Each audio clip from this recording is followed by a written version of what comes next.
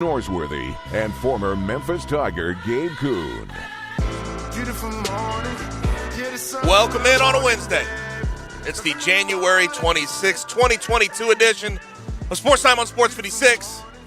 Gabe Kuhn and Brett Stats Norsworthy live from the Family Leisure Studios in Memphis, Tennessee. I am Gabe Kuhn. My partner does pre and post for the Ole Miss Football Radio Network, Brett Stats Norsworthy. Hello. Hello, Gabe. I'm ready for football season. When's it get here? Oh, my gosh. Do we have a countdown? Brian, have you taken control of the countdown? I had it the other still day. Above 200 I days. have not. We are still above 200 days. That's all I know. Way above 200. And you're already hearing him talk, but producing the program. Go Tigers 247. Hey, Brian. Writer Brian Dakis. Hello, Brian. Hey there, everybody. First half of our show brought to you by Lexus of Memphis, the one and only Lexus dealership in Memphis. We have a lot to get to today. We'll start with MLB and the Hall of Fame voting and the reaction. David Ortiz, of course, gets in. Roger Clemens, Barry Bonds, Curt Schilling, Sammy Sosa, all left out in their final year of eligibility. We have to get that reaction. Yesterday, I feel like we didn't get to get everything out because we were sort of live reacting to it. Now I've had time to get my thoughts together. I have plenty of them. Grizzlies back rolling tonight. Finish up a road trip in San Antonio. We also have some college basketball to discuss. Auburn and Kentucky survived some scares in SEC play. UCLA late night last night handled Arizona in a top 10 matchup. Remember, I said look out from here on for Johnny Juzang. Yeah. And he didn't have a crazy good night last night, but he didn't. He's never been Mr. Efficiency. No one's ever going to accuse him of not being a volume shooter. Also in college basketball, Louisville has officially let go of Chris Mack. We will discuss that. As far as the Tigers are concerned, they don't play until tomorrow, but Penny Hardaway has spoken to the media leading up to their second game versus ECU. We will let you know what he had to say. Guest today, Alex Kuhn, 3:30 from KGYM Radio in Cedar Rapids, Iowa. We're going to talk some Big Ten, MLB Hall of Fame, the whole 9 yards with him. 4 o'clock, Thomas Harding from MLB.com. Hall of Fame heavy. We really have to get to the bottom of these things. He's been a writer for MLB.com for some time now. He'll have in Memphis. He'll have very good insight on what happened yesterday. And Todd Hilton left a little shy. And he covers the Rockies daily for MLB, and Thomas along with the commercial appeal here. Fun to have on. Yep. 5 o'clock, Kevin Sweeney from College Basketball Central and Sports Illustrated joins us to get the national picture of college basketball. And then we get out early today to accommodate our coverage of Ole Miss versus Arkansas. That will be pregame at 5:30, tip-off at 6. So right after Kevin Sweeney, we get to Taco Bell Crunch Time. AutoZone listener line 901-360-8255. You can also watch us live and message us on Twitter, YouTube, Facebook, Twitch, and at sports56whbq.com. Brett, I hate to start here. Before we get to Hall of Fame voting and what transpired yesterday, we have two notable death anniversaries, unfortunately. And Brent Beard, who we have on every week, referred to this one yesterday, the 39th anniversary of Bear Bryant's death. Mm-hmm. And obviously 40 years next year. It's been a long, long while. And just to think about what he left, the impression he left on the SEC, the impression he left on college football, and he was a coach for life. Passed away 28 days after his final game, and there has been a giant. There has been coaches like that in the past. He was truly a coach from birth till his death. I mean, it's what he wanted. It's what he was. It's what he wanted to do. And I remember that day. As soon as I got the news, I got it in passing. I was at the student union in Fayetteville. You remember where you were at? Oh, exactly. Walked by a TV and saw it on TV, and immediately got back to my room, called my brother, and we talked about it, and it was seminal moment. It was hard to believe, and having had just been, like as I said yesterday, having just been at his final game, his farewell right there in Memphis at Liberty Bowl Stadium in the AutoZone Liberty Bowl game, and went with two friends that night. And Gabe, one time we were doing summertime radio, and if you could go back in time and relive every single moment of a sports day, when you got picked up by your buddies, to where you went pregame, to the game, being in the stands, post-game, there's no doubt December 29th, 1982 is mine. And this year, on that date, this last December, 39 years later, I was with one of the two friends in New Orleans, and that night we went to the Pelicans Cavaliers game in New Orleans while I was at the Sugar Bowl, and we both laughed about it being 39 years and how quickly it went by. But we knew that night how historic that was, and the life that Coach Bryant lived, and I think I have settled in on the best answer about the Bryant-Saban comparisons. I'm not going to take sides. I'm just going to say Coach Bryant was the most legendary figure in the history of college football, while Coach Saban is the greatest coach in the history of college football. And by the time Saban's done, we'll see how he is a legendary figure already. Let's be honest about the situation. But he is. But one thing that Coach Bryant did better than anyone else, and it came from his hard scrabble background in Morrow Bottom, Arkansas, and in Fordyce, Arkansas, is how he made the move from totally segregated football to integrated football. And not many could make that move. A lot of coaches were uncomfortable with it, were stuck with it, really couldn't understand or didn't want to try to understand the black athlete. Coach Bryant knew him. He came from that side of the railroad track. He had a unity, a symmetry with them. And I've told this story many times. Sylvester Croom's dad was a legendary black minister in Tuscaloosa, and he was the team chaplain for Alabama football when it was all white. Mm-hmm. Yeah. Different time. There's no question Unbelievable. About it. Having to navigate that time had to be an interesting sort of process. Just also, like, I think of Bear Bryant, and obviously Joe Paterno, we know how it ended with him at Penn State, but I think of them sort of one and the same in they passed right after their coaching career. I mean, directly after their coaching career finished. And they were linked together forever, and they were tight. Never got to experience life after coaching football, right? It was their life and their livelihood. Well, Bear said he said I'll die a month after my last game. He said for years he said I can't retire. If I retire, and darn if he didn't. Yeah, and also the other sort of tragic thing that happened 2 years ago today was Kobe and Gianna Bryant's death, and obviously the 7 others that perished in the tragic helicopter accident that took them. And the one thing I have to say about this, I can't believe it's been 2 years. I can't. It's unbelievable to think that. For Vanessa Bryant, the strength she has shown out in the public, and remember, she barely could say goodbye and have her loved ones buried. For the whole world was locked down, and she couldn't be around anybody. And she had to go through that in solitude.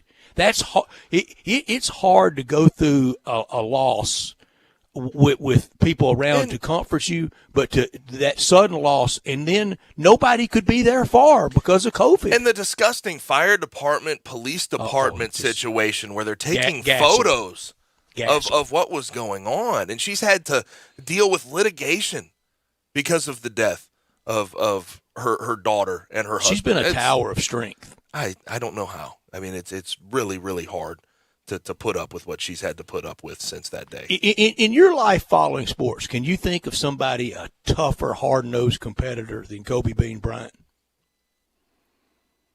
I'd have to think on it, but no. I mean, he's got his entire mentality is sort of the Mamba mentality. That is his. It's a trademark of his. Mm-hmm. When people talk about being a killer on the floor, being a guy that goes after people's throats, that's the Mamba mentality. That is Kobe. That's synonymous. And he was tough on teammates because nobody else could bring that like him. Nobody else could bring that fire and brimstone every night. Michael Jordan-esque. I mean, really. Mm-hmm. Michael Jordan-esque. It is. Very, very similar.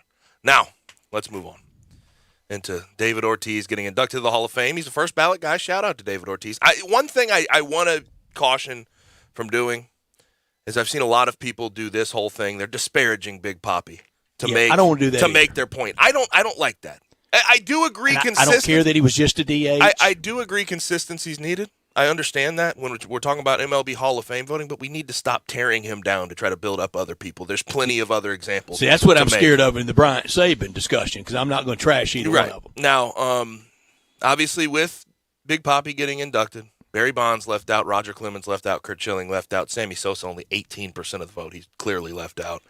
I just want to remind folks before we really dive into the conversation what Barry Bonds and Roger Clemens in particular did.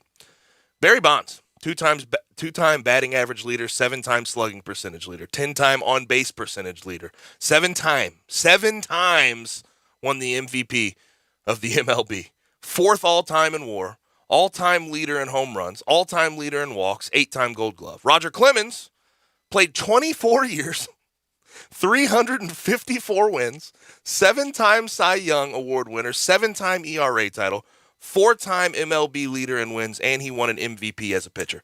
So when we talk about these two guys, what a blind resume that would be for somebody if you were doing blind resume. So when we talk about these two guys, if it weren't for PEDs and all of the controversy surrounding it, they're not just first ballot guys. They are unanimous first ballot guys. No one votes against them if not for PEDs. So this is not even a remote debate as far as resume is concerned.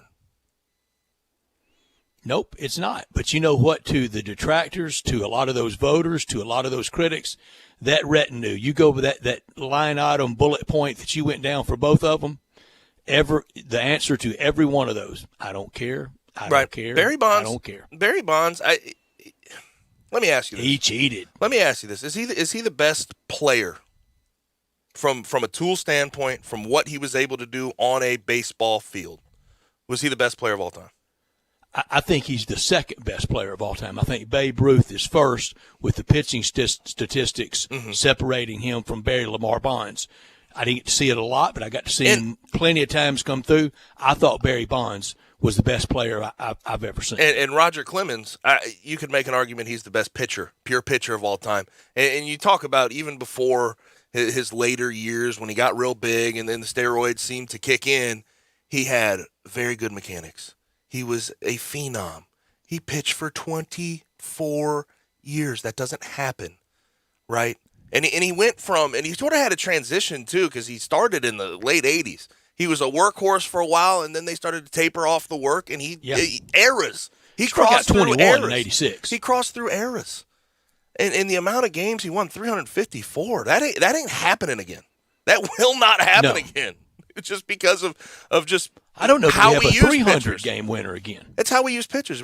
It's every fifth day, every fifth game. Yeah. It's just not. It's just not going to happen. Now, here's where I want to go with this, because Big Papi getting in, I agree. He's a Hall of Famer.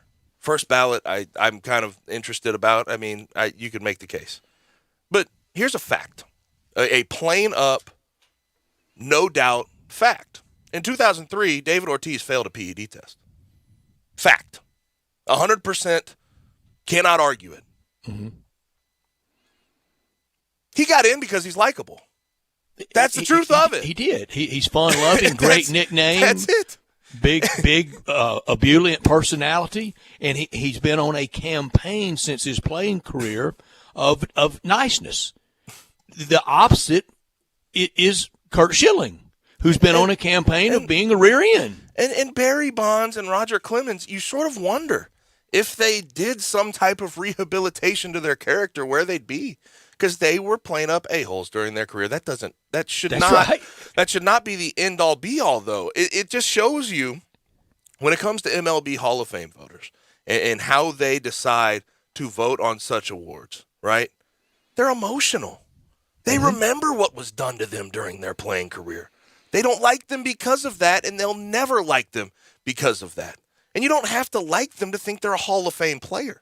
But we see coaches get some extra benefit from being likable in their playing days or in their way around town. I think Patrick Ewing is enjoying that right now in D.C. If he weren't Patrick Ewing, if he hadn't been a great guy to a lot of people in the day, and even now when not winning, I mean, you read Myron Metcalf's column today at ESPN.com, and you know it's not going to end well for Patrick Ewing at Georgetown. Take into account that David Ortiz and Barry Bonds were both PED users, because that is a plain up fact. Sure. Right? Barry Bonds' resume isn't even, Big Papi doesn't come close. Not even remotely close. Big Papi never could play the field.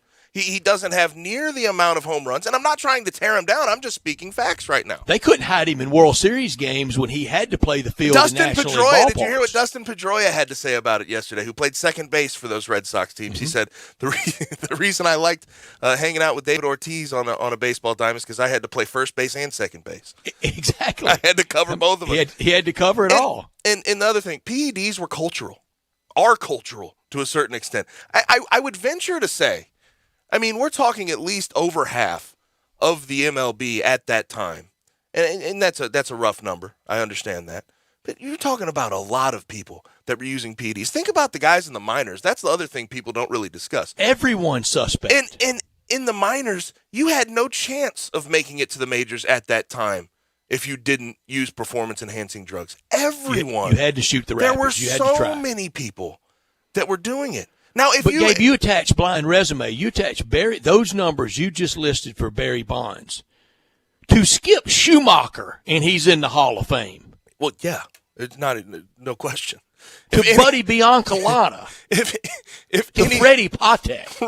Roger Clemens' numbers are insane too. There's no Kip Wells would be in the Hall of Fame with Roger Clemens' number. I used to want to throw things at my TV when Kip Wells would come in for the Cardinals. Let me ask this: how much do you agree or disagree with someone saying make a separate corner in the MLB Hall of Fame for the steroid era, for the PED era? That would be fine. Tell the story. Tell the story of our existence. Tell the whole story of our sport. And one more thing, because I know Chris Fanini is a college football writer. But he put a tweet out yesterday that really, for me personally, being part of the millennial generation, being part of the generation that saw these guys you and growing Chris up. Fanini, Gabe. Chris Fanini put this tweet out. Keeping Bonds, McGuire, Sosa, Clemens, and those guys out of the Baseball Hall of Fame tells my generation that our childhood stars and memories don't actually count. Just my opinion. But that does more long-term damage than letting them in would do. I feel that way. I feel that way. Those are the guys I grew up watching. Those are the guys that I idolized in the MLB. They were superstars. Mm-hmm. They had the MLB so fun. It was a fun time to be a fan of the Cardinals and the MLB as a whole.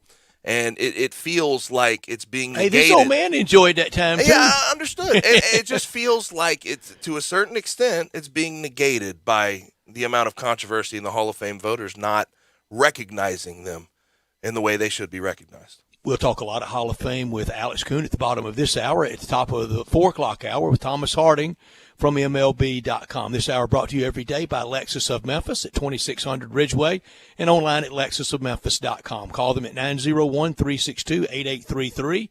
Great offers on all 2022 models and special leasing options. Drive in luxury and confidence knowing that every new Lexus comes with complimentary first and second maintenance services. Stop by today at Lexus of Memphis, the one and only Lexus dealership in Memphis at 2600 Ridgeway, and put yourself in the driver's seat of the all-new 2022 flagship LS 500. You'll be looking and you'll be driving in style. When you purchase a Lexus, you get top-of-the-line engineering and design that makes for the luxury driving experience. Online at lexusofmemphis.com. Experience amazing. Experience amazing at Lexus of Memphis. Top story of the day. Grizzlies back in action, finishing up a road trip against the Spurs. They've won 23 of their last 30. They try to make it 24-31. Desmond Bane has been cleared from health and safety protocols, but he is still questionable. They're trying to get him sort of back in the swing of things, sprints, what have you, to get his breath back. Brandon Clark with some back soreness is questionable as well, so we'll see what happens. But what I'm excited tonight for is to see Ja versus DeJounte Murray. We didn't get to see that first time around. Game earlier this year, 118-105 Grizzlies. Ja dropped 30, had 8 assists, and 0 turnovers. So it was one of his best games of the year. But there was no DeJounte Murray in that game. DeJounte Murray, for the people that don't know, I know that the Spurs stink. They're 18-30. They're not a good team. They're not going to be a playoff team. They're way out of it. But DeJounte Murray has 10 triple-doubles, and he's been playing really good basketball as of late. He's a good defender. This is a matchup that Ja has to take personal And I think this back and forth tonight's going to be fun to watch. My same thing for me. My top story, Grizzlies in the road trip tonight. A couple of 3-game road trips remain, but no more 4-gamers like this one. This is the last one of those, and only 2 more road games in Mountain Time. No more Pacific Coast time the remainder of the year. Everything either in the Central Time Zone or East Coast. 11 games before the All-Star break for the Grizzlies. 33 left, including tonight's game. Just a 19 and 14 the rest of the way would land the Grizzlies, right around a 50-win season or over a 50-win season. No injuries. This thing's pretty manageable. Yep. And to think without Desmond Bane and Dylan Brooks going on this 4-game road trip with 3 really tough games, that they could possibly be 2-2, it's unbelievable. I mean, that is a win in itself. Not top story of the day. So I watched Real Sports with Brian Gumbel last night, and I'd say bits and pieces of it because Antonio Brown is just such a hard listen these days. I mean, it's so tough to listen to what he has to say. His credibility is on absolute zero.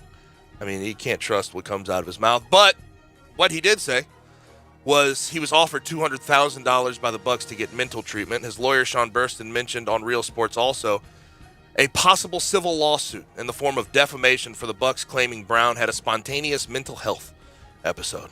I don't know what they were watching. I don't know what they think that was, but that was not a mentally healthy thing to do. No matter what the situation was, I understand a reaction if his ankle was hurt, yada, yada, yada. I get it. But that was not a mentally healthy thing to do. So I don't really get what they're trying to fight back against. And also there was these details that were released about Toradol shots.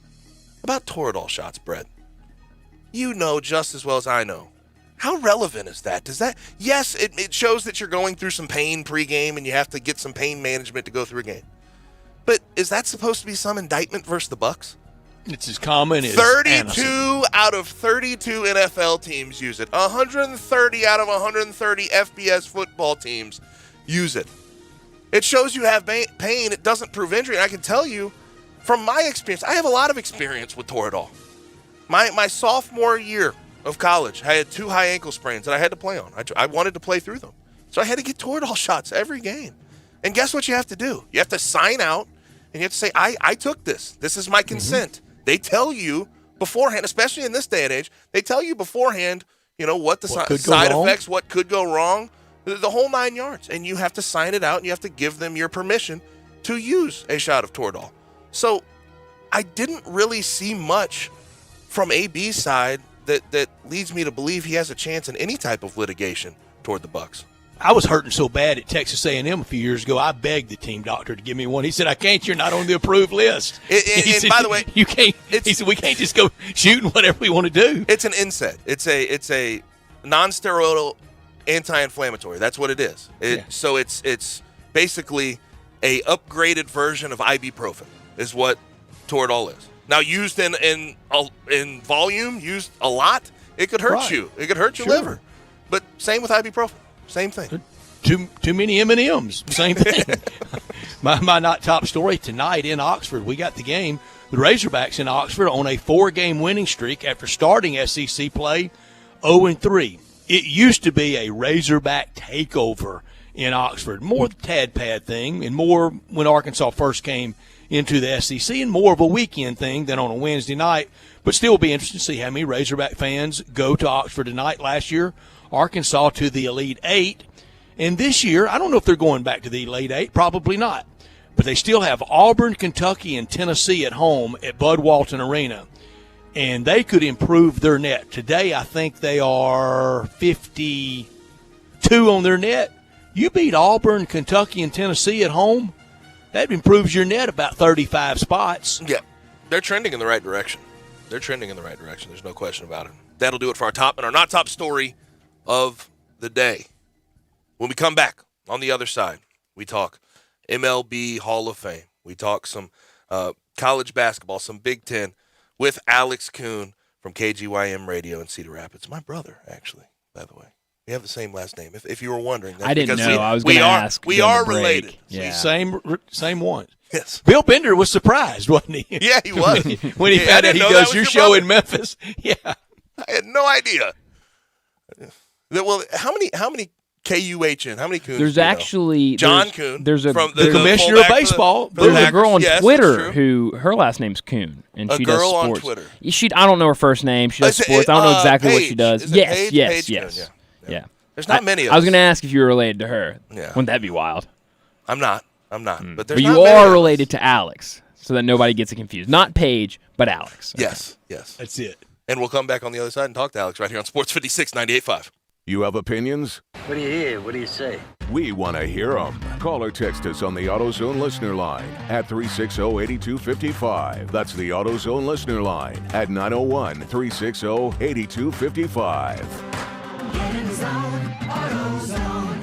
Tire pressure light on? Tread low? Car sliding when you stop? It's time to go down to Milton on the Spot. Serving you at 3 locations: 1684 Getwell Road, 2127 Ellis Presley, and 3691 North Watkins. Memphis' largest supply of new and used tires, all under warranty. Yes, that's warranty on used tires too. Ask about the tire rotation and balance specials. Milton on the Spot on Getwell Road, Elvis Presley, or North Watkins. Here to take care of your every tire need. Milton on the Spot. The new year means new great savings at Gossett Kia on the Pike. 10 years of worry-free driving. We Gossett with Kia's 10-year, 100,000-mile powertrain limited warranty. Take your pick: 2022 Kia Forte LXS or 2022 Kia Sportage, $199 a month. Forte, $27.99 due at signing. Sportage, $34.99 due at signing. Let your adventures begin with 2022 Kia Sorento, $359 a month, $34.99 due at signing. All 36-month leases. Come see Bobby J. He's ready to put you in a new Kia today. Gossett Kia, 1900 Covington Pike, or shop 24/7. KiaCovingtonPike.com. If you want it, we got it at Gossett Motor Cars. All 36-month leases, $650 acquisition fee, 30,000 miles per year, 20 cents excess mileage. Sportage, N702, 7277, MSRP 25,460. Forte, NE44, 2833, MSRP 21,980. Sorrento, NGO 990119, MSRP 35,340. Includes all rebates and incentives. PF 695. Must finance through KMF. Excludes tax, title, and license with approved credit. See dealer for complete details. Offer valid through 2/3/2022. Dealer stock only. You could save big when you bundle your home and auto with Progressive, but when we just come out and say it, it feels like it falls a bit flat. So instead, we're going to hire a professional voice actor and pay him absurd amounts of money to say, I like this product. Not sure why that was better. I mean, I'm a professional too, but we didn't pay him to say the business part, so back to me. Save big when you bundle your home and auto with Progressive. Sorry, I know hearing me say it was a bit of a letdown. Progressive Casualty Insurance Company and affiliates. Discount not available in all states or situations. Did you know nearly 40% of men under 40 and over 75% of men over the age of 40 experience sexual performance concerns? At the Memphis Men's Clinic, their experienced physician performs a comprehensive evaluation that determines which specific issues may interfere with your sexual performance. These issues can vary and range from anxiety to medical issues, low testosterone, or erectile dysfunction. The Memphis Men's Clinic has evaluated hundreds of men of all ages over the years and reestablished a normal sexual life. The Memphis Men's Clinic will work aggressively to resolve issues and allow you to restore your sexual health and overall well-being. That's the Memphis way. If you're 20 years old or 90 years old, come and get cared for the Memphis way. Treatment that's based on your specific needs after a professional clinical evaluation by their experienced board-certified physician. Call the Memphis Men's Clinic today at 901-443-0475 or visit memphismensclinic.com. So you need to sell your house? I have the solution. Call 901-406-1101. That's 901-406-1101. Call my buddy Bill at I Buy Houses. Any house, any area, as is. It's literally as simple as that. Just pick up your phone. Call 901-406-1101. That's 901-406-1101. Call my buddy Bill at I Buy Houses. Guaranteed to close in 5 days. If you need to sell your house fast, call Bill at 901-406-1101. That's Bill at I Buy Houses. Now, back to Sports Time on Sports 56. This hour is brought to you by Lexus of Memphis. Here once again are Brett Norsworthy and Gabe Kuhn. I've been moving calm, don't start no trouble with me. Trying to keep it peaceful is a struggle for me. Don't pull up at 6 a.m. to cuddle with me. You know how I like it when you loving on me. I don't wanna die Back rolling. Sports Time on Sports 56. Gabe and Stats with you. AutoZone, listen to line 901-360-8255. Get in the zone. AutoZone, questions, comments, concerns about anything we talk about today. Go there, or they go to our social media platforms. You can message us there, Twitter, Facebook, YouTube, Twitch. And also go find us at sports56whbq.com. Podcast, featured audio, all there for you to enjoy. Let's go ahead and bring on Alex Kuhn at Alex Kuhn 523 from KGYM Radio in Cedar Rapids. Alex, what's happening, man? What's going on, guys?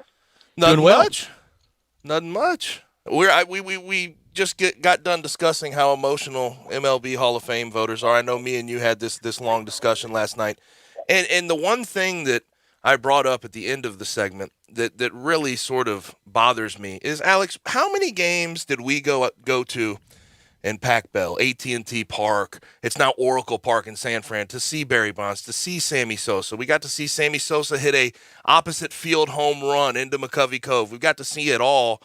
And it feels like all of that we watched as young guys is sort of being negated by the Amnesia. fact that these MLB Hall of Fame voters don't want to recognize what these guys did. Yeah, it's just honestly, and it's showing a system that for whatever reason there are writers that are corrupted by their, quite frankly, dislike emotions for Barry Bonds, their emotion, their dislike for Barry Bonds and over his career, and Roger Clemens too. And if you want to throw Curt Schilling in there too, there are plenty of guys in this category where I have said over and over again, it is not about you if you are a writer. It is about putting the best players into the Hall of Fame.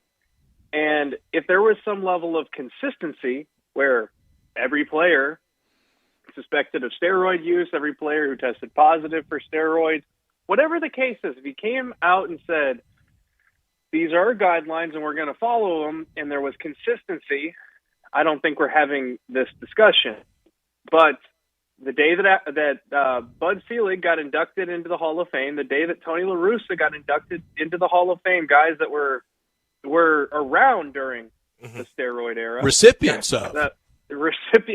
Good grief. Is there anybody that profited more off of the steroid era than Bud Selig, whose legacy was more cemented by the steroid era than Bud Selig? And you think that he was not happy at the time for Mark McGwire, for Barry Bonds, for Sammy Sosa?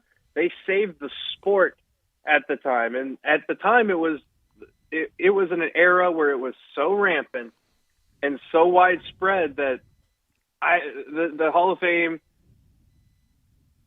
you would think, would have a decision to make. You're just going to completely forget about that era and completely not allow players in who were suspected of performance drugs. Well, that clearly is not the case anymore after David Ortiz was allowed into the Hall of Fame. And to make matters worse, it feels like, well, he kind of went on a media rehabilitation tour, and so they liked him, so they allowed him in. Great player. Hall of Fame player. On the good guy campaign. But he got on the good side of the writers, and it's getting to the point now where, Gabe, I saw Pujols play live. I know you did too. Brett, I'm sure you did as well. And I remember thinking, man, there just aren't many baseball players I've ever seen that are better than that guy. And people who've been around a long time said, you know what? My life either. I don't know very many baseball players ever that were better than Albert Pujols as far as hitting the ball. He may be the greatest right-handed hitter of all time. He won 3 MVPs. He would have won more, except there was this guy in the NL out west by the name of Barry Bonds who was better. And I still stand by this. Barry Bonds is, I don't know how, he's the greatest baseball player of all time, quite honestly. What he was able to do during his career, early on in Pittsburgh, then after the steroid era where, yeah, I can acknowledge that he most definitely used performance-enhancing drugs. It didn't matter, though. He is one of the greatest baseball players to ever step on the field, and to act otherwise, to induct other players who are actively worse than him and who had allegations against them. It's just getting to the point where, what are we doing here? That's what it feels. That's the question I have. You even have some criticizing, and it's fair to, that he wasn't a great postseason player. I'm switching sports here. Well, if we're just going to go by the postseason, then Julian Edelman is in Canton. And you know otherwise he is not, as a week 1 through 16, now 17, 18 game player. What this highlights too, guys, there have been some very important books written about baseball, books that are assigned reading in a lot of places, not just because of baseball, like Boys of Summer, October 1964, Ball 4. There are a lot of baseball books that have been really important to pop culture and to the American experience. There have been none. The most important baseball author ever is Jose Canseco and the book Juiced. Yep. And I read that one cover to cover, and it tells more you, than Roger Kahn and David Halberstam. It tells you everything you need to know about the era. My co-host Todd was been around the minor leagues for a very long time, and we're in a minor league market. The Cedar Rapids been a minor league market for a long time. We've seen some great players come through there. Mike Trout is maybe the greatest player to ever come through Cedar Rapids, but there have been more. And somebody told Todd that during the steroid era, the people who were most likely to use steroids, the most rampant area, were the 4A guys, the guys that were in the minor leagues trying to get up to the major leagues. So when it was so incentivized, when you saw what the home run ball did for the game at the time, of course everybody was going to follow. Of course you were going to see it. And I point at Alex Rodriguez now. Now, right, is he going to end up getting into the Hall of Fame? I mean, of course he should. But people always ask, well, if you're so talented, well, why did you need to use steroids? Look at Alex Rodriguez. Guy is maybe one of the most gifted baseball players ever out of high school. Number 1 overall pick. And he lived up to every bit of the hype of his career, yet he felt the need to do it. There was something in his mind where, oh man, maybe I could get a $250 million contract if I do this. And he did. So is media tour, is his rehabilitation tour going to get him into the Hall of Fame? And at that point, then I mean, I've said what are we doing here? I've said if he gets in, and I weirdly enough, I know he had 34.3% of the votes, which is lower than Bond's first try of 34.7, not by much. If he gets in, it should open the floodgates. All of the PED guys need to get in if Alex Rodriguez does, because he really has gone on this media tour. He is part of the media. It would show complete collusion. It really would in the end of the day, because he knows all of these guys. And we know it's difficult for him to act nice. It's like, look, it's very, at this point, it seems antiquated. And I know the Veterans Committee is out there, and we'll see if they do the right thing. But it just, in 2022, it feels like the right thing to do to let Barry Bonds in, the greatest player of our era, maybe the greatest player of all time. And after yesterday, I remember we were on the air from the same time you guys were, and we were waiting to see who got into the Hall of Fame. And I said to myself, if David Ortiz gets in, ahead of Barry Bonds, all bets are off, and this is going to start a firestorm of takes, and the mask will be pulled off the BBW AA at that point. And sure enough, that's exactly what happened. And I before we transition to a little Big Ten basketball, I know how you feel about that, Alex. I have one good question about Big Ten basketball. Before we transition to that, I have to mention this stat from Kendall Baker, who writes sports for Axios. David Ortiz's career on-base percentage was .380. Barry Bonds' career on-base percentage, if you take away all of his 762 home runs and make them into outs, is .384. So, as far as the resume is concerned, we can't even have any type of debate about Roger Clemens or Barry Bonds where they stand as far as Hall of Fame is concerned. You could argue Bonds could have gotten in just as a defensive guy, similar to Richie Ashburn, because he was so good defensively and such a good base stealer early in his career. Yeah, and thank you. Brett, this is a good point. Before we transition, I want to harp on this. I feel like there's a little bit of revisionist history going on when we talk about Barry Bonds and we talk about some of the great players of the era, where now all of a sudden we go back and we glorify a guy like Ken Griffey Jr. And don't get me wrong, Ken Griffey Jr., one of the great players of all time, and a guy that, for all intents and purposes, it appears he never did use performance enhancing drugs. He was just an incredibly good baseball player, great fielder, great hitter, one of the sweetest swings of all time. But I remember 1998 and 99 in the early 2000s. He was forgotten about at the time. Mm-hmm. Being that type of player was not incentivized at the time. Now we go back and we talk about how great of a player Ken Griffey Jr. was after the fact, but was he appreciated? We just lose Alex. Oh, it dropped. Dang.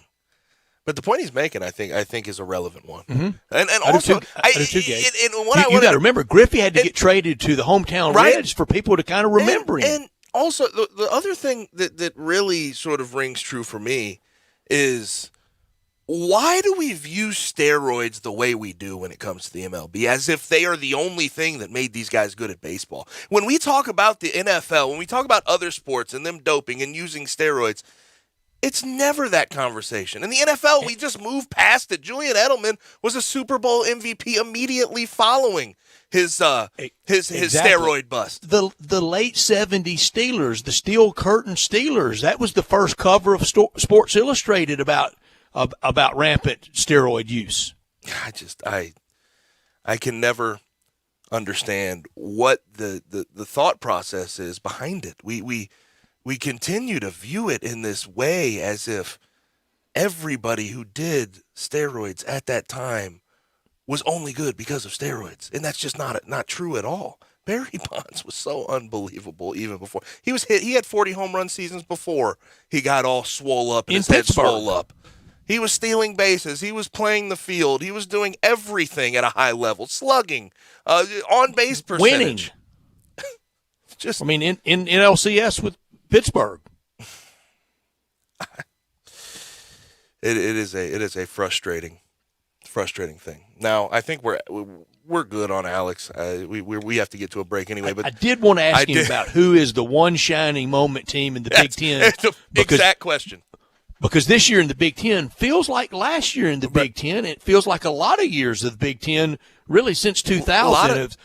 Going to be a lot of teams in the tournament, but who wins it? A lot of teams that are there that are solid, probably top 25 teams, but none that I trust to get to the Final Four.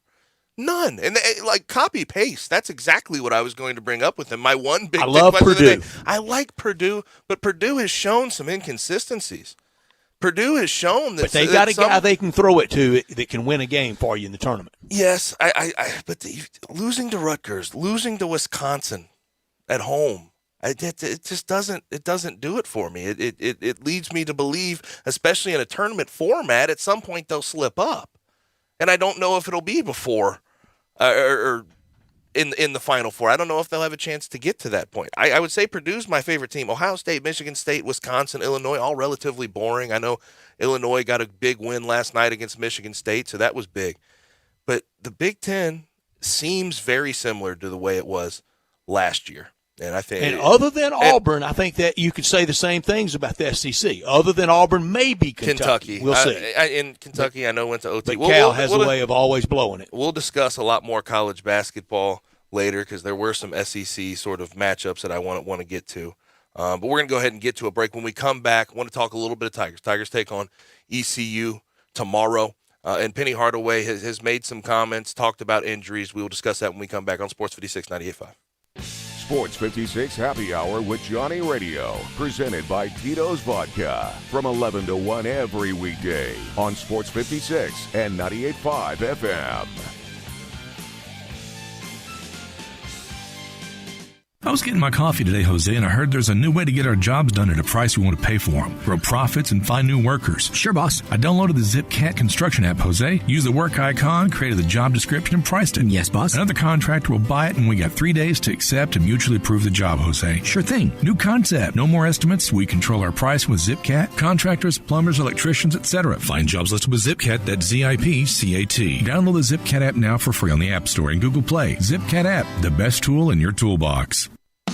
Brian Elder's Roofing Solutions. I'm Brian Elder, 867-0303. Hurricane season is upon us. Is your roof ready? Are your shingles laying down and sealed properly? Call me right now, 867-0303. They say you get what you pay for. That's why my opinion is free. Maybe you've got years of life left in your roof. If so, I'll tell you that. But if I find storm damage or a compromised roof system, I'll lay out some options for you. Don't let them tell you it needs to be replaced if it only needs a repair. Call me, 867-0303.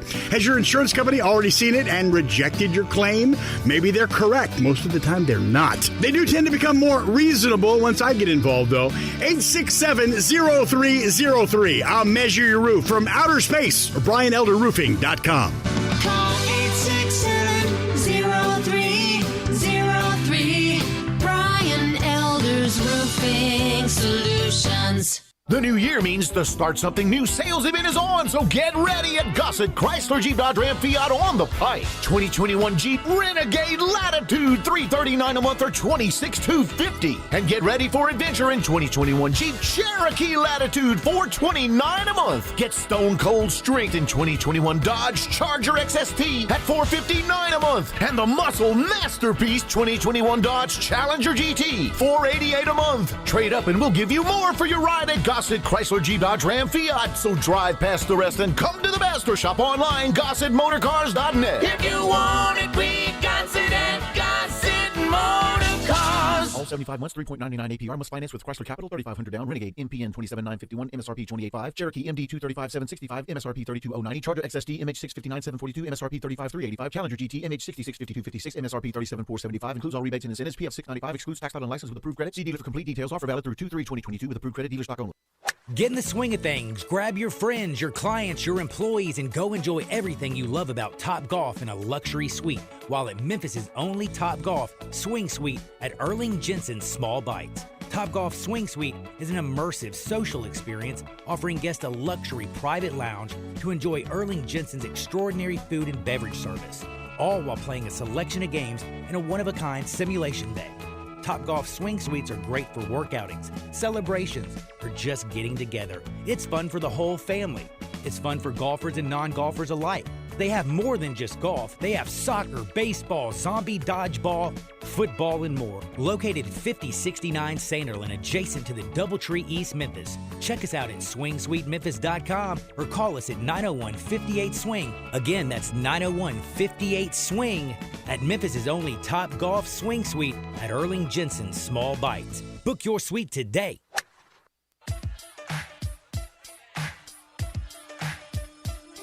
Now, back to Sports Time on Sports 56. This hour is brought to you by Lexus of Memphis. Here once again are Brett Norsworthy and Gabe Kuhn.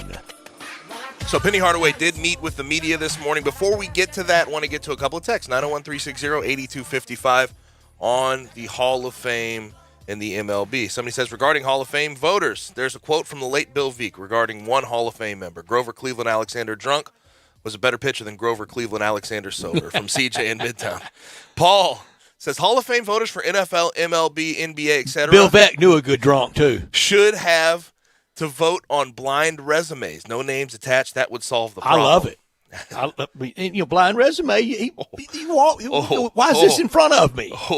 Blind resume with Clemens and Bonds in particular. Oh, my gosh. Kurt Schilling would be an interesting one to have a blind resume with. It would be. Never got it to would be a good 300. debate. That would be a – and some of the other guys that they're talking that are getting votes, Scott Rowland we talked about yesterday.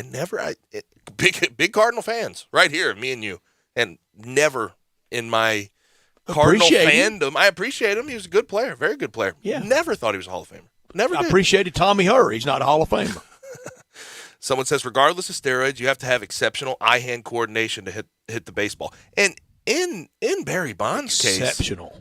In Barry Bonds' case, probably the best batter's eye in the history of baseball. I mean, he had so much command of the batter's box. He stood right on top of the plate. Now, one thing I did not like about him on the field of play, and I said it consistently through the years, but it's the times that we're in, and a lot of people do it now, when they go up there with that suit of armor on that exposed side to the pitcher, they're not at all scared to get hit. And that's why they can stand right on top of the plate. You make them take that junk off, they back up a little bit, and that strike zone gets a lot tougher. But also, I don't think we should be encouraging any type of throwing at there. You can back them up off the plate. You don't have to throw at them. And I don't want anybody to get hit in the ankle or in the elbow by a 95-mile-an-hour fastball. I don't mind getting the guy's feet moving, though. Yes, get him off the plate. But I'm okay with the armor. The armor's okay with me. Now, back in the day, it just was never like that. And yes, there was probably a different mindset going up to the plate at that time. Yeah. Now, to the Tigers. Tigers play ECU tomorrow. Tigers sit at 10-8 right now, and they owe ECU one. They went to ECU. They gave up a ridiculous lead at the end of the game, didn't hit their free throws, and lost 72-71 at the buzzer on a just disgustingly easy inbounds play that ECU got off. Now Penny spoke to the you want to guess media. ECU's net today? Oh, over 100? 130. And then some. 150. And then some. 170. 163. Tulsa's 170. Good Lord. So this game doesn't help you when you're talking about putting a resume drop together with a home win. Now, Penny said Chandler Lawson is going to be back, and he expects him to play a decent amount with some of the injuries that are withstanding, because Jalen Duren today ran sprints, should return to practice today, but he's not sure if he'll be able to play. It's not looking that great. Has the hand issue, has a cut on his hand that he has to sort of sit out. And I was interested to see what he said about Chandler Lawson. He was talking about how he is one of the best communicators on the defensive side of the ball, and he thinks that down the stretch of the season he could be a real help there. And haven't seen much of him. I know he's been injured. I know he's been in and out of the lineup. But at this point in the season, to say Chandler Lawson is now going to be incorporated and expect him to be sort of the focal point and helper on defense, I don't know if that's a realistic expectation. Gabe, some have speculated, not us, but some have speculated that Jalen Duren, especially with every release of every mock draft, his draft position set, he's going in the first round. Mm-hmm. He's going in the top 20 picks, don't you think? Yep. Some top are speculating 15 likely too. I mean, that's that he is sitting on that draft position and maybe pulling a little Wiseman. I don't know how much I buy into that necessarily, because he could climb up draft boards. I mean, this is a guy who's been sort of falling steadily in a lot of NBA mock drafts and positioning. He could move up with a good back half of the season, so that could work both ways for you. Sure could. I guess I'd say I'm in no place to sort of speculate on that type of thing. Do you think he runs through the tape with the Tigers?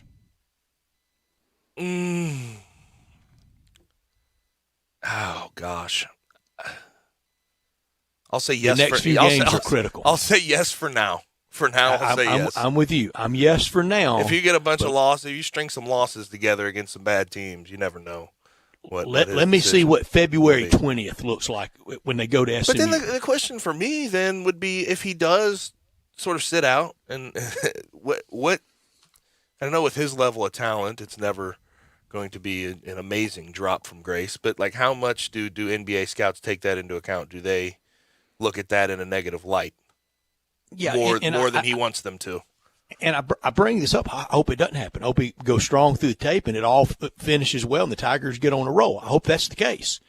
But I hear so many people that want to run down the bowl system in the end of the college football year and wants to give all the college football players carte blanche to do that. But you mentioned Jalen Duren. Oh, no, don't do that. No, it wouldn't be great for him to do that. Why would he do something? Because what's the benefit of him going down as a 6 or 7 seed to the AAC tournament and maybe going to the NIT? You're talking about something that doesn't matter. People want to say the Citrus Bowl doesn't matter. Let me tell you what doesn't matter is the NIT. Well, I think at this point people would not care in the slightest if a guy like Jalen Duren sat out the NIT. I think we're at that point now in college basketball. If he sat out the rest of the season, the AAC tournament, when they have a chance to make the NCAA tournament, I think people would look at that a little more negatively. But the NIT, I think, and correct me if I'm wrong, if I'm misspeaking, if I'm going too far here, I think the NIT is sort of accepted as one. Nowadays, if you're an NBA draft prospect, you can go ahead and skip. Yeah, and you know, one of the Bosa boys bailed on Ohio State early. Mm-hmm. Also, Josh Minot was on the Penny Hardaway radio show, and he was very adamant about making a statement versus ECU. Tigers need to do it. They owe them something serious. Lost to them early. They're at 163 in the net, ECU is. Can't lose another one. You have to come out early and often and make them feel you. That'll do it for hour number 1. Hour number 2, we're bringing on Thomas Harding at the start of the hour from MLB.com. We're going to talk a lot of Hall of Fame. And we are going to discuss at length who should be in, who should be out, what are the parameters that we're dealing with. We'll be right back on Sportstime with Gabe and Stats.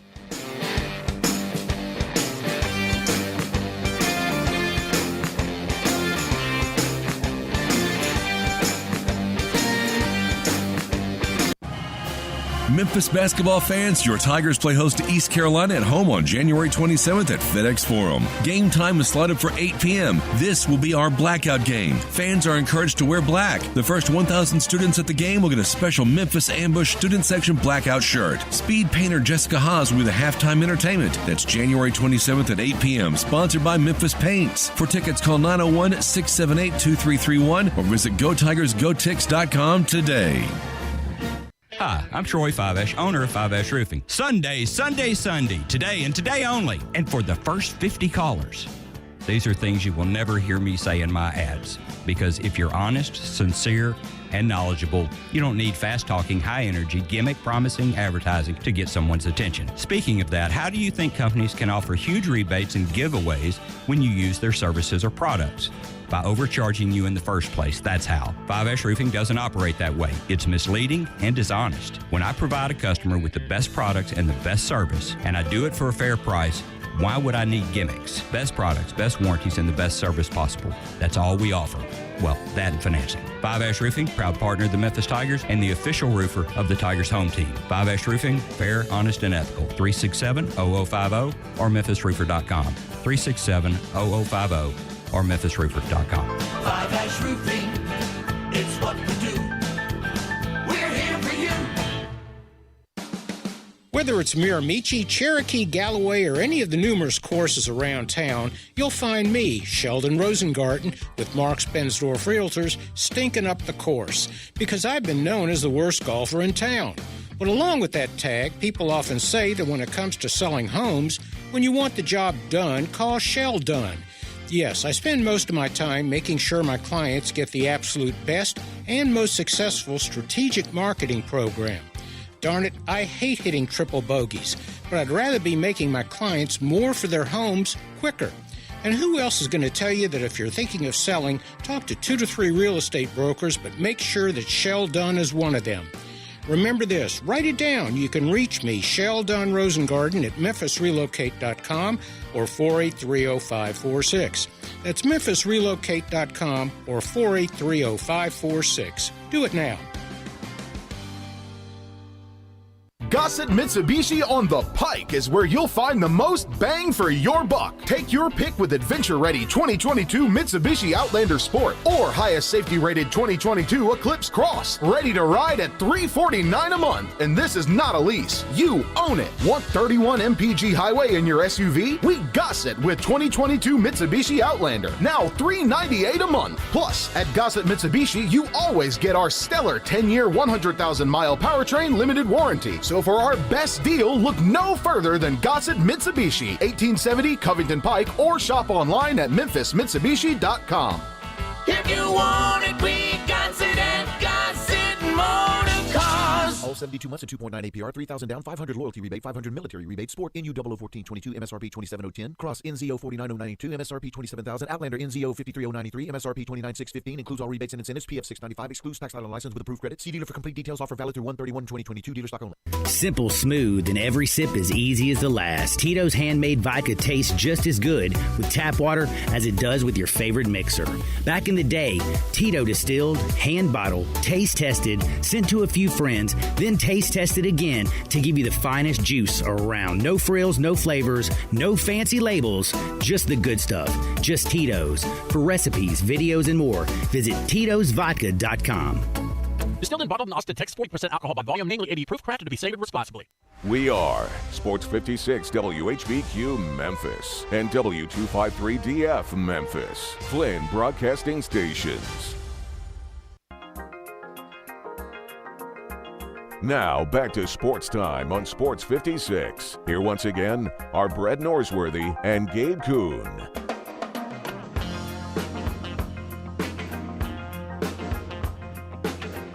Starts now. We're out a little early tonight for Arkansas and Ole Miss basketball.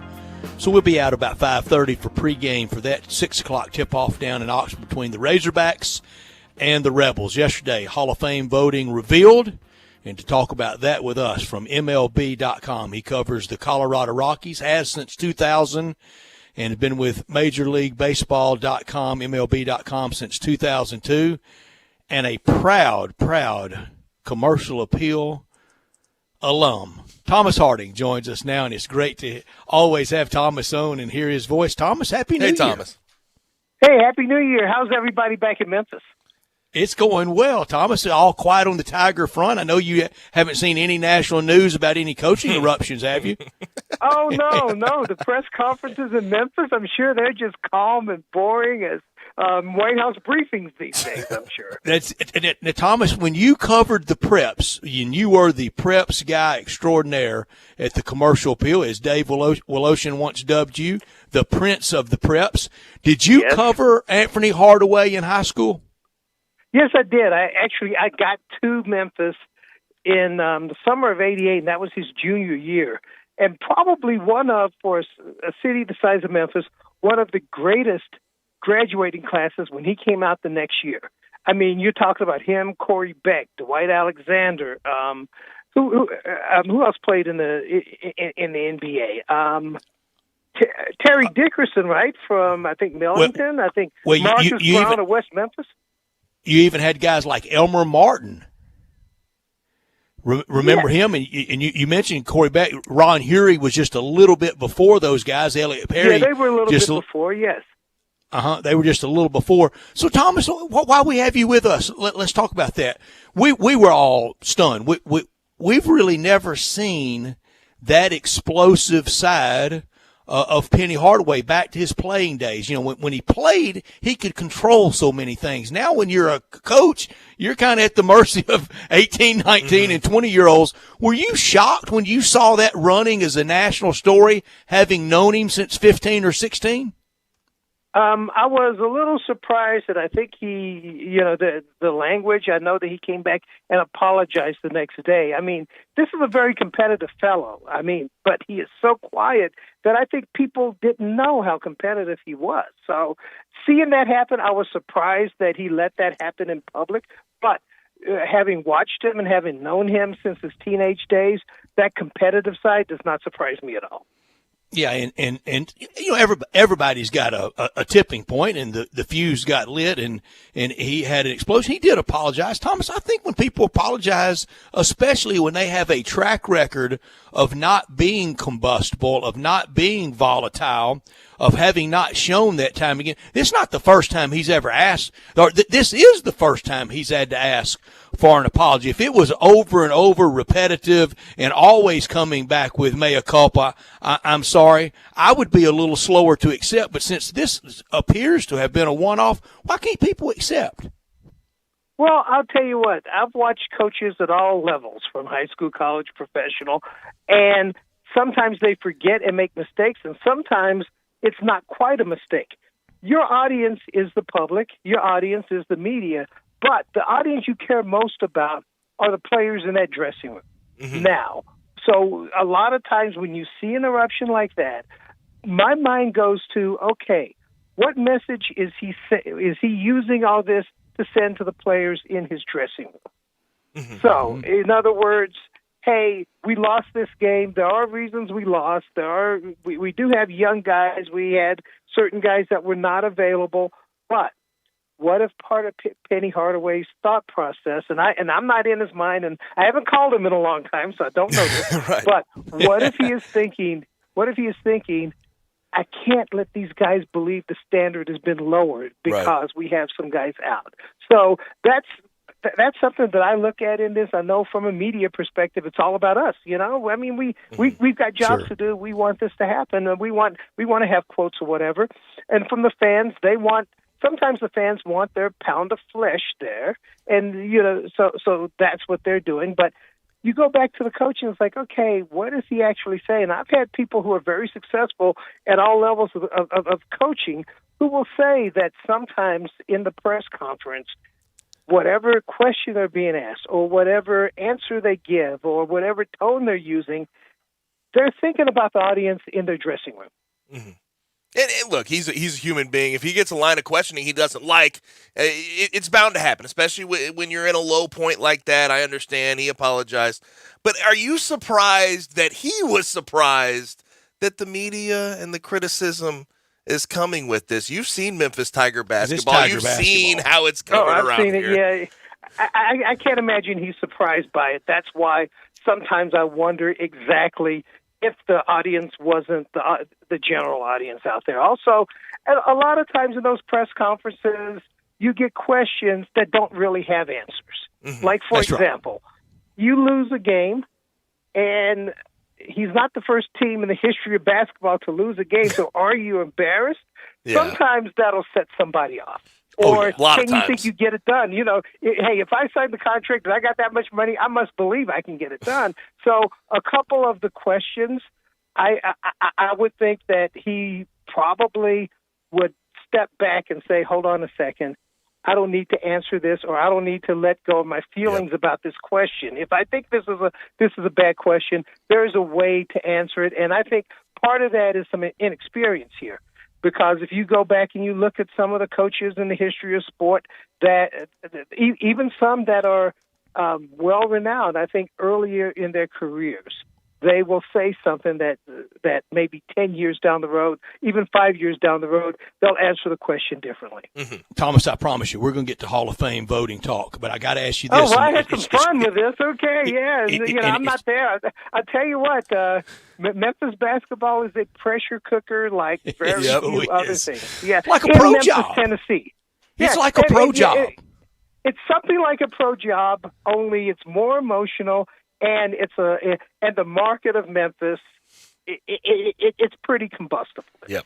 Thomas, since you go back to the beginning with Anthony Hardaway, the skinny kid at Treadwell, playing as a youngster with Elliot Perry as the older guy, I did a talk show in Washington, D.C. that asked me, why is the link? Why is there such a love affair with Penny Hardaway? Why so many people maybe even making excuses for him? And you tell me if you think this is wrong. I want you to, because you go back to the beginning.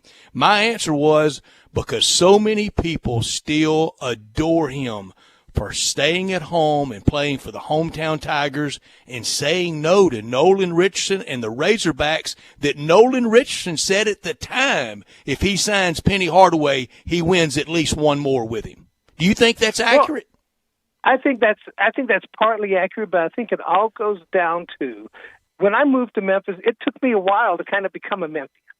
But when you grow up in Memphis and you struggle the way you have, I mean, you go back to some of the things he went through, like, not playing basketball for 6 weeks because he failed a class in high school, but still sticking with it and going to the state tournament they didn't win, sticking with Memphis and not going elsewhere. Georgetown was all over him. A number of different schools were all over him. And then coming back and coaching at the junior high and high school levels or the middle school and high school levels, I mean, he is Memphis. And when you get somebody that is Memphis, just like Larry Finch was, just like a number of people are. I mean, if there has been baseball, Major League Baseball in Memphis, Tim McCarver would have been that guy because he probably would have found a way to come back. I mean, Memphis really believes in their own. Sometimes they get mad at them, but don't criticize him because he's our guy. And I think that has a lot to do with it. Talking with Thomas Harding at MLB on Twitter, covering the Rockies and being with MLB.com since 2002. Now, Hall of Fame voting yesterday, very unsurprising in a lot of ways. I think most people sort of expected it to play out that way. I guess I'll open this way. What's your feel on it? How do you feel about how it all played out? Okay, my feeling about how it all played out is if I were voting and what happened, there was a bit of a kind of disagreement here, and we didn't get put into the Baseball Writers Association until sometime in 2016. So we have to be in for 10 years to get a vote. So I'm going to say this as a non-voter. Had I voted, I would have voted for Clemens. I would have voted for Bonds. I would have given Curt Schilling a very close look because of the postseason. And I loved you, Thomas. I knew I loved you. Probably I would have voted for him. Here's the deal here, okay? If and I've had voters tell me Barry Bonds cheated the game, Roger Clemens cheated the game. What do we know about how much they cheated the game? In other words, if I had definite proof that X number of pitchers that Bonds faced were on steroids and X number weren't, then maybe I could come up with a statistical formula and see how much he cleaned up on the guys that weren't on steroids. Same with Roger Clemens. Problem is in that game, there was not drug testing at that point. There were not suspensions with drug testing, which is why I agree with David Ortiz getting in the Hall of Fame. I mean, he failed a drug test at a time that testing was supposed to be confidential, and somehow it leaked. Guess what? For the rest of his career, he never tested positive for a substance. So when I look at Bonds and I look at Clemens, it's almost like they're asking the writers that have votes to do what baseball didn't do at the time, which was get this out of the game. It took baseball a long time to get the steroids or whatever out of the game, and you could say that the steroids helped the game at one point. Because after the 94 strike and then you get to 98 with the home run chase, you could say that steroids were good for the game as far as the image is concerned. So I don't believe in being on the back end of that, trying to enforce what wasn't enforced then. The other question about it too, I've heard writers discuss that, hey, we were writers. We knew what was going on. We didn't report it well enough, but it was written about quite a bit then. But I remember having this discussion with an infielder for the Rockies, and we were laughing about it. He's like, "Hey, I guess it's your fault that you didn't stop steroids." I go, "I know. I mean, I couldn't pull out a little thimble and have a guy and make a guy take a drug test." He goes, "Yeah, and I've never stopped an interview and said, Thomas, let me go jam this needle into myself and come back and talk to you." So I don't think that we weren't in position to stop it then. I think now doing it on the back end, it's kind of like almost Revenge of the Nerds. I'm not comfortable with writers trying to enforce something that wasn't enforced for a decade and a half. I agree. Well said, Thomas. And you had the privilege of covering the old Tennessee quarterback all the way through there in Denver, Todd Helton. I think Todd is still really held against him playing at Coors Field, his vote total, his Hall of Fame prospects down the road, Thomas? I do think that within 2 or 3 years he will get in. Larry Walker getting in did help. The issue with Coors Field, and here's the problem, is that Denver is a lot of people don't even know that the time zone exists, okay, across the country. The games come on too late for the East Coast, and it's not Los Angeles. So nobody knows what goes on until the Rockies pop up in the playoffs.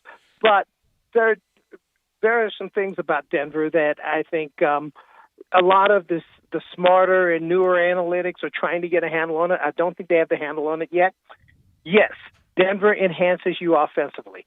It can enhance you with home runs. It can enhance because in order to prevent some of the home runs, the field is really big, so it adds points to your batting average.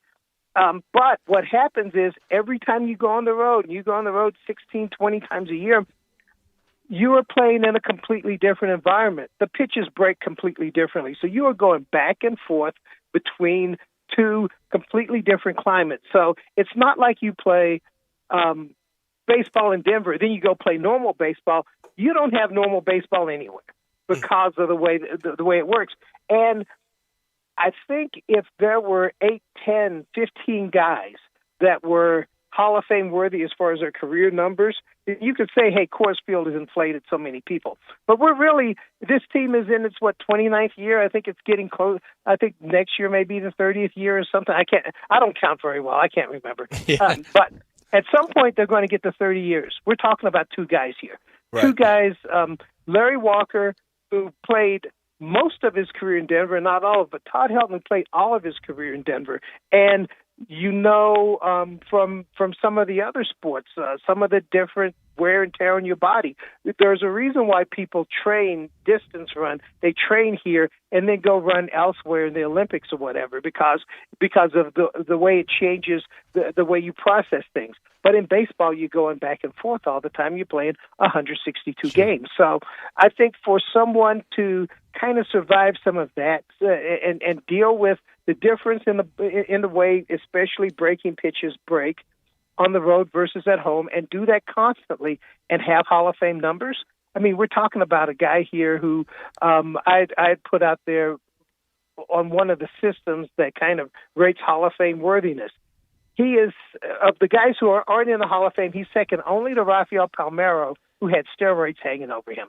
Mm-hmm. And he's ahead of most Hall of Famers, and his career falls exactly the average of Hall of Famers at first base. I believe Todd Helton should get in, and if he's not in by the time I vote, then you probably have a sense that I will vote for him. And I think you make a very good point about Larry Walker getting in, definitely helping Todd Helton's case. Were you surprised that Larry Walker got in?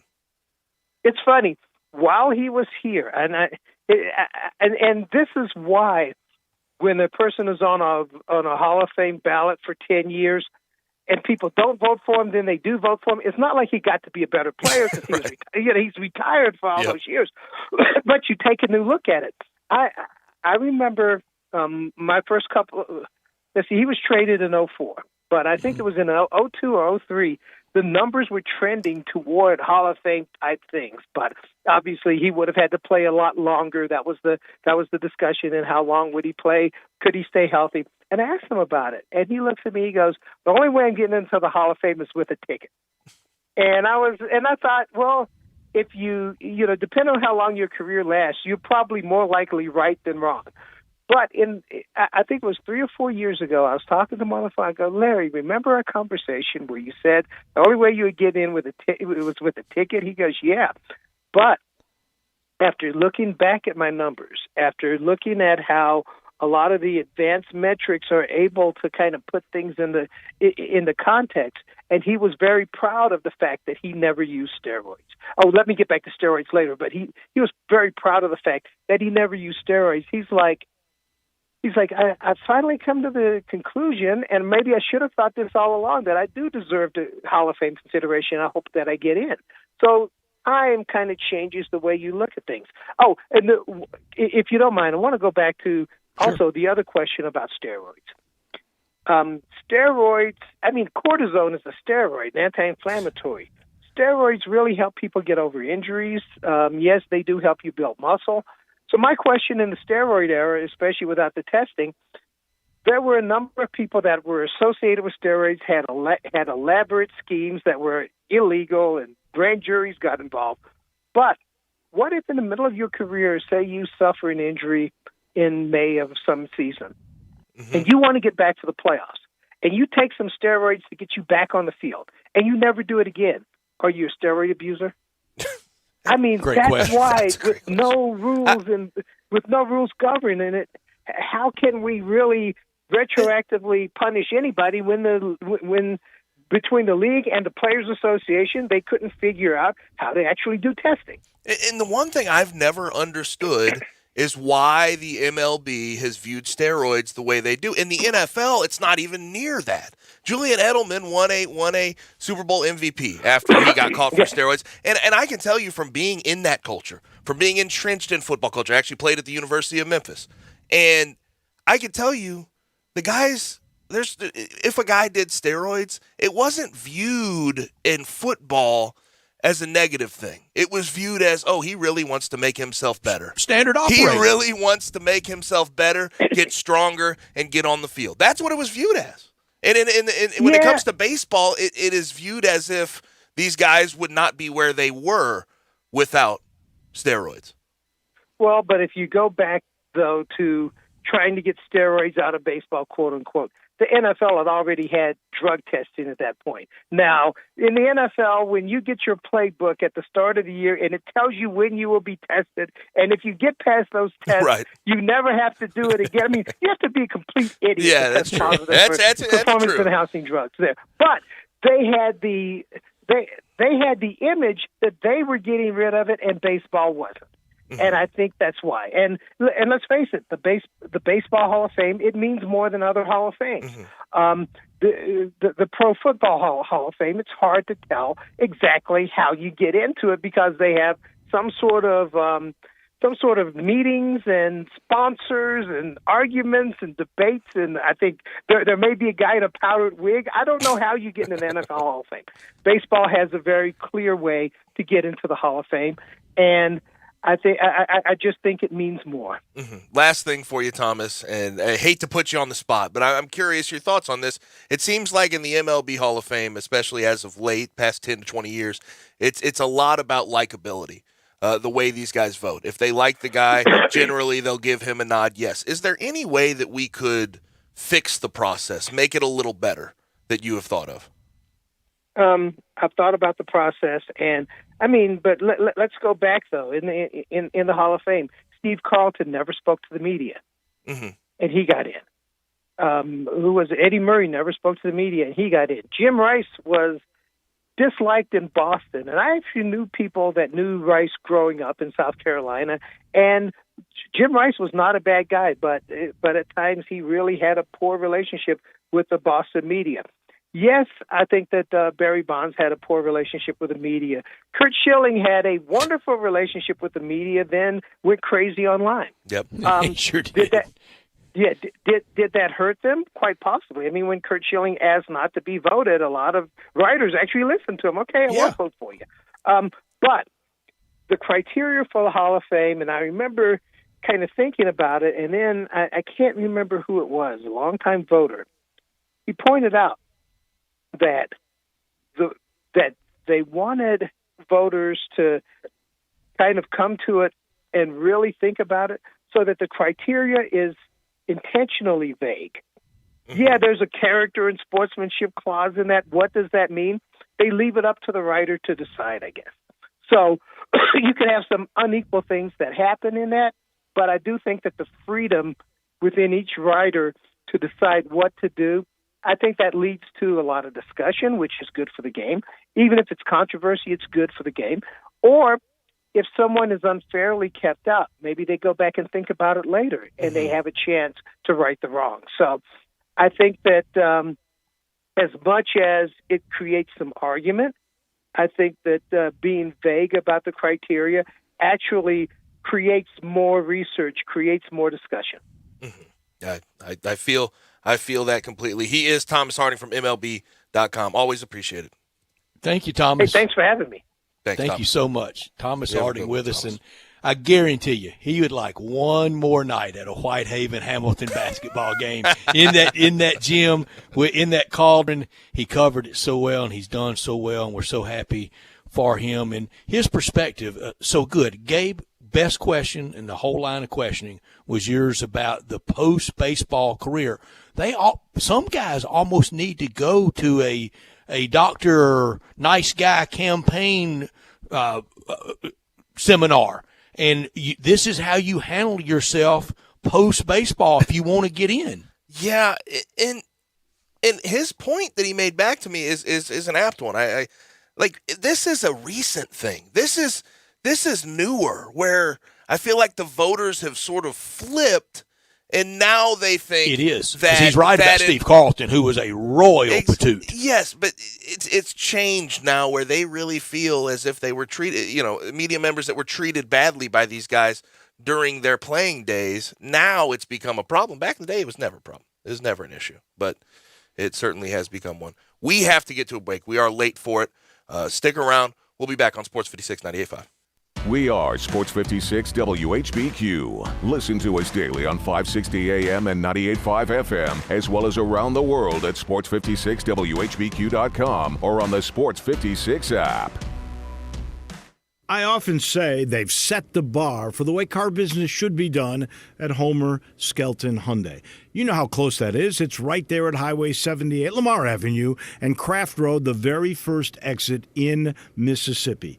I say it because they always come up with new innovations. And right now, when we've had all these shortages on new cars, Homer Skelton Hyundai is always going to come through for you. You won't pay more than the sticker price for a new car at Homer Skelton Hyundai. That's Chris True's pledge. You'll never pay more than sticker price. Those other guys, they could charge you a whole lot more for that new car because they know there's a shortage. That never happens at Homer Skelton Hyundai. That's part of the philosophy and the team that's been together for about 15 years now. You want the best of service?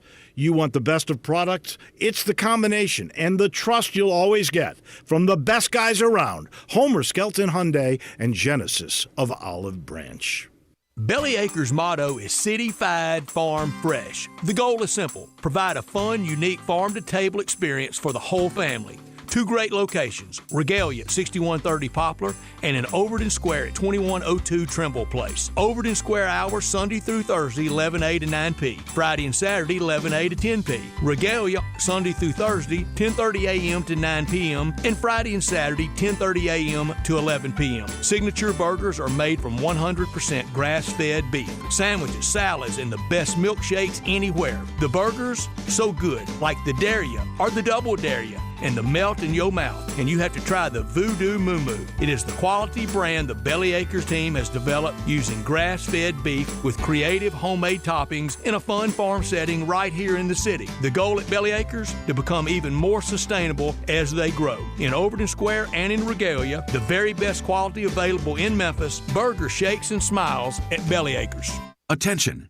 This is a special alert for all Americans who own a vehicle with less than 200,000 miles with an overpriced auto warranty or no warranty coverage at all. Due to the increase of new and used car prices, repair costs, and the price of gas, people are keeping their cars longer than ever, which is why CarShield is announcing a low-cost month-to-month vehicle protection plan to save any driver out-of-pocket expenses on covered auto repairs. Call now to find out how you can save thousands for covered auto repairs. Yes, you heard that correctly. You could save thousands on future auto repairs. Our specialists are standing by for all drivers to call for a free quick quote.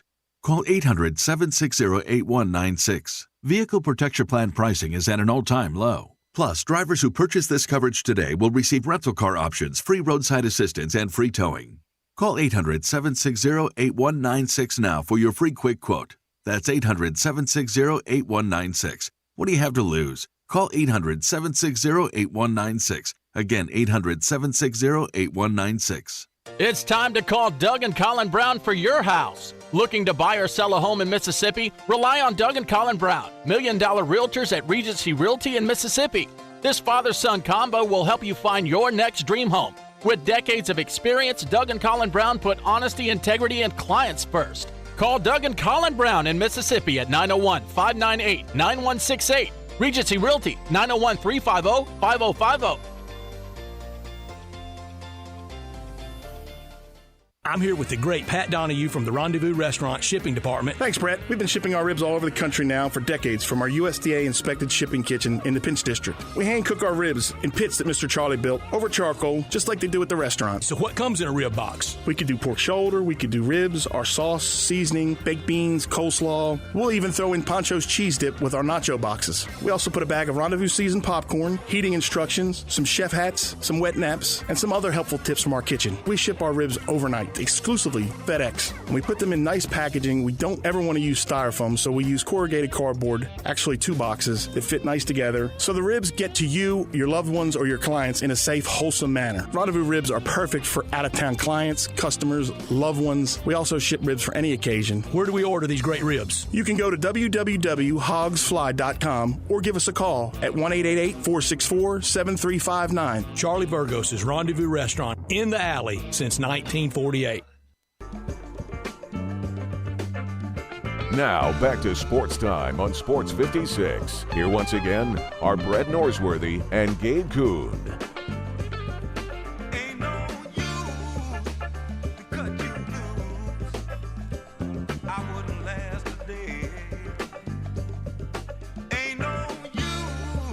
Back in on Sports Time on Sports 56 with Gabe. That's Bryant Dacus producing the program. AutoZone listener line. Questions, comments, concerns, send them into there. 901-360-8255. Get in the zone, AutoZone.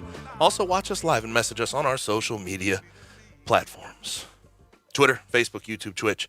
And you can go to our website at sports56whbq.com. If you want to follow us on Twitter and send us tweets on Twitter. I don't have my messages open.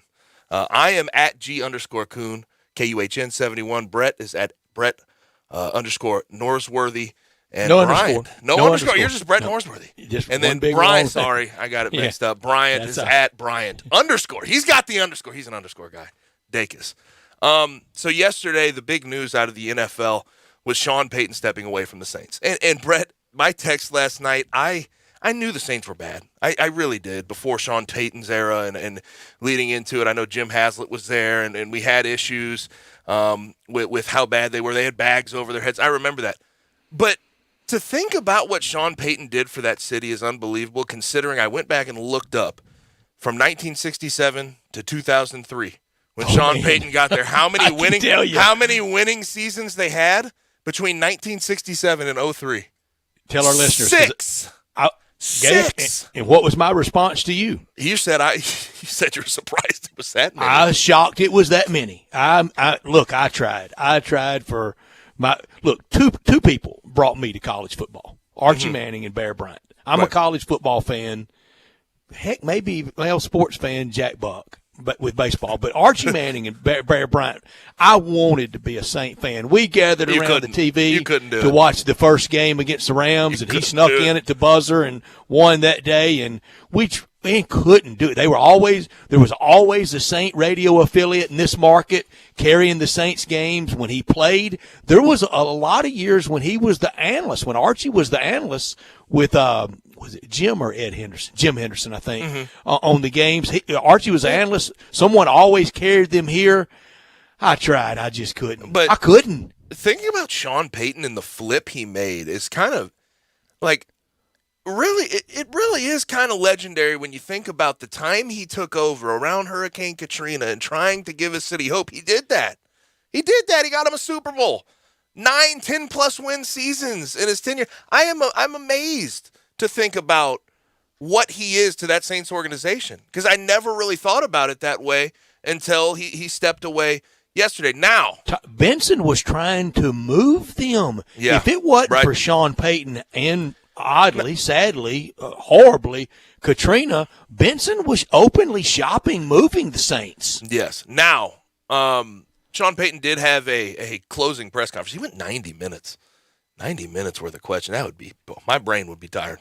That's getting the lead. I know we talk for 3 hours. I understand that every day, Brett. We talk for 3 hours, but 90 minutes worth of questioning no, I couldn't do that. But within that questioning, within that press conference, Sean Payton said something very interesting. Here that is. I still have a vision for doing things in football. And I'll be honest with you, that might be coaching again. at some point. I don't think it's this year. I think maybe in the future, but that's not where my heart is right now. It's not at all. Now, Sean Payton has said he wants to take at least a year away from the game. So that next year I wouldn't expect him to be on a sideline, although weirder things have happened. But he wants to return to coaching, from what I understand, and he wants a better situation. Because the Saints, right this second, are screwed with their cap space, with what they have on the roster. They don't have a quarterback. They're moving into a full rebuild. I don't think he wants to deal with that, considering what he took over. Who's their go-to offensive player right now? Alvin Kamara. Alvin Kamara, no question.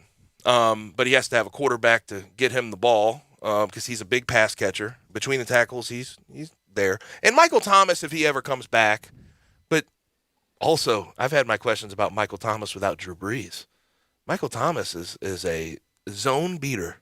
He's a dink and dunk guy. He's never going to be over the top. He's never going to have the run after catch. So I sort of wonder when Michael Thomas returns from. So this great period in the greatest period in Saints football history, it's over. Yes, I think so. And I said that before last year, although Jameis Winston looked decent coming into this year. I figured it would head that direction. But the question, Gabe, there was a time when R.C. Johnson was athletics director here at the University of Memphis, and you could talk to him about coaching changes at the U of M if they had any. He had on his short list a young coach out there that was relatively unknown. The answer to a lot of questions for R.C. Johnson and future U of M head football coach was Sean Payton. That would have been something. And I got to in 2017 after my or 2018 it would have been after my final year at Memphis, got to be around Sean Payton for a rookie minicamp, and he really is a guy that commands respect, really good at holding a room of men and sort of leading them in a good direction. I liked from the Big my Tuna experience. camp. I liked my experiences with him. Obviously, he's an Eastern Illinois alum, believe it or not. Naperville. He's a Chicago guy. The cradle of quarterbacks, isn't it? But got Jimmy G this weekend and Tony Romo calling the game. The question that comes to me though, how likely do you think it is he ends up as the Dallas Cowboys head coach?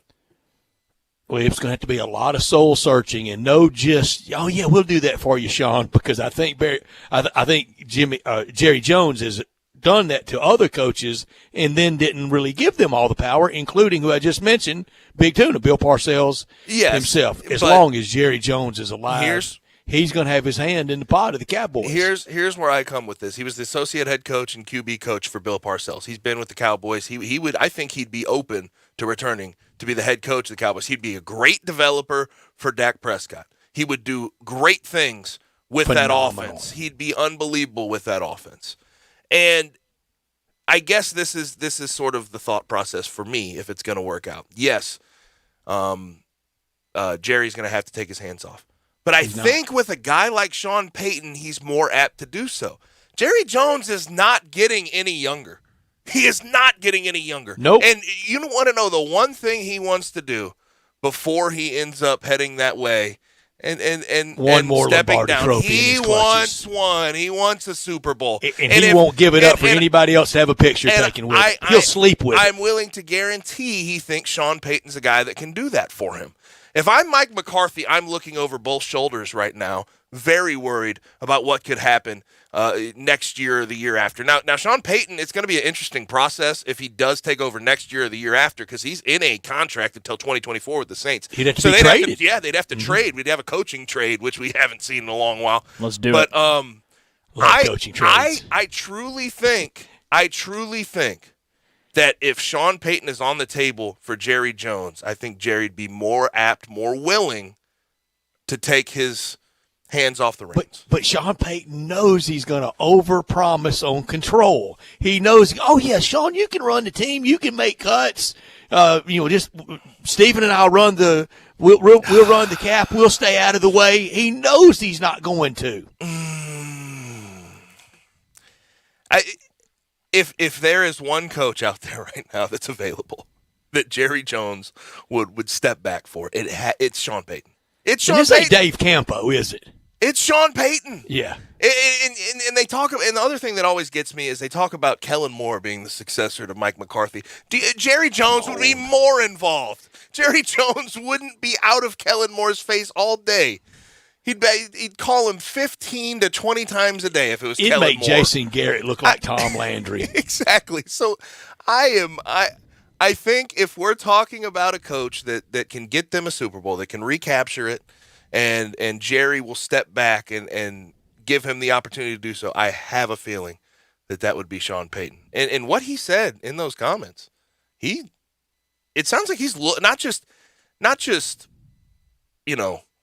fielding offers. It sounds like he really wants to get. He still has the itch to coach, just not with the Saints and what they're dealing with right now. Yeah, everything ends, doesn't it? Yeah, that's pretty sad for. It is pretty sad for a Saints great chapter for the Saints country. One of those, when the field goal went through to defeat the Vikings in that overtime NFC Championship game, their play-by-play guy Jim Henderson said, as the ball was going through, hell has frozen over. The Saints are going to the Super Bowl. The longtime talk radio guy down there, and he had already passed, Buddy DiLiberto, he always said if the Saints won a Super Bowl, he would dance down Bourbon Street in a wedding dress. You know what? Let me ask you this. Outside of Sean Payton, who is the best coach in Saints history? Jim Mora. And what did he had? How many winning seasons he have? A couple. Not many. Count them on one hand. And he had a real short fuse. Yeah.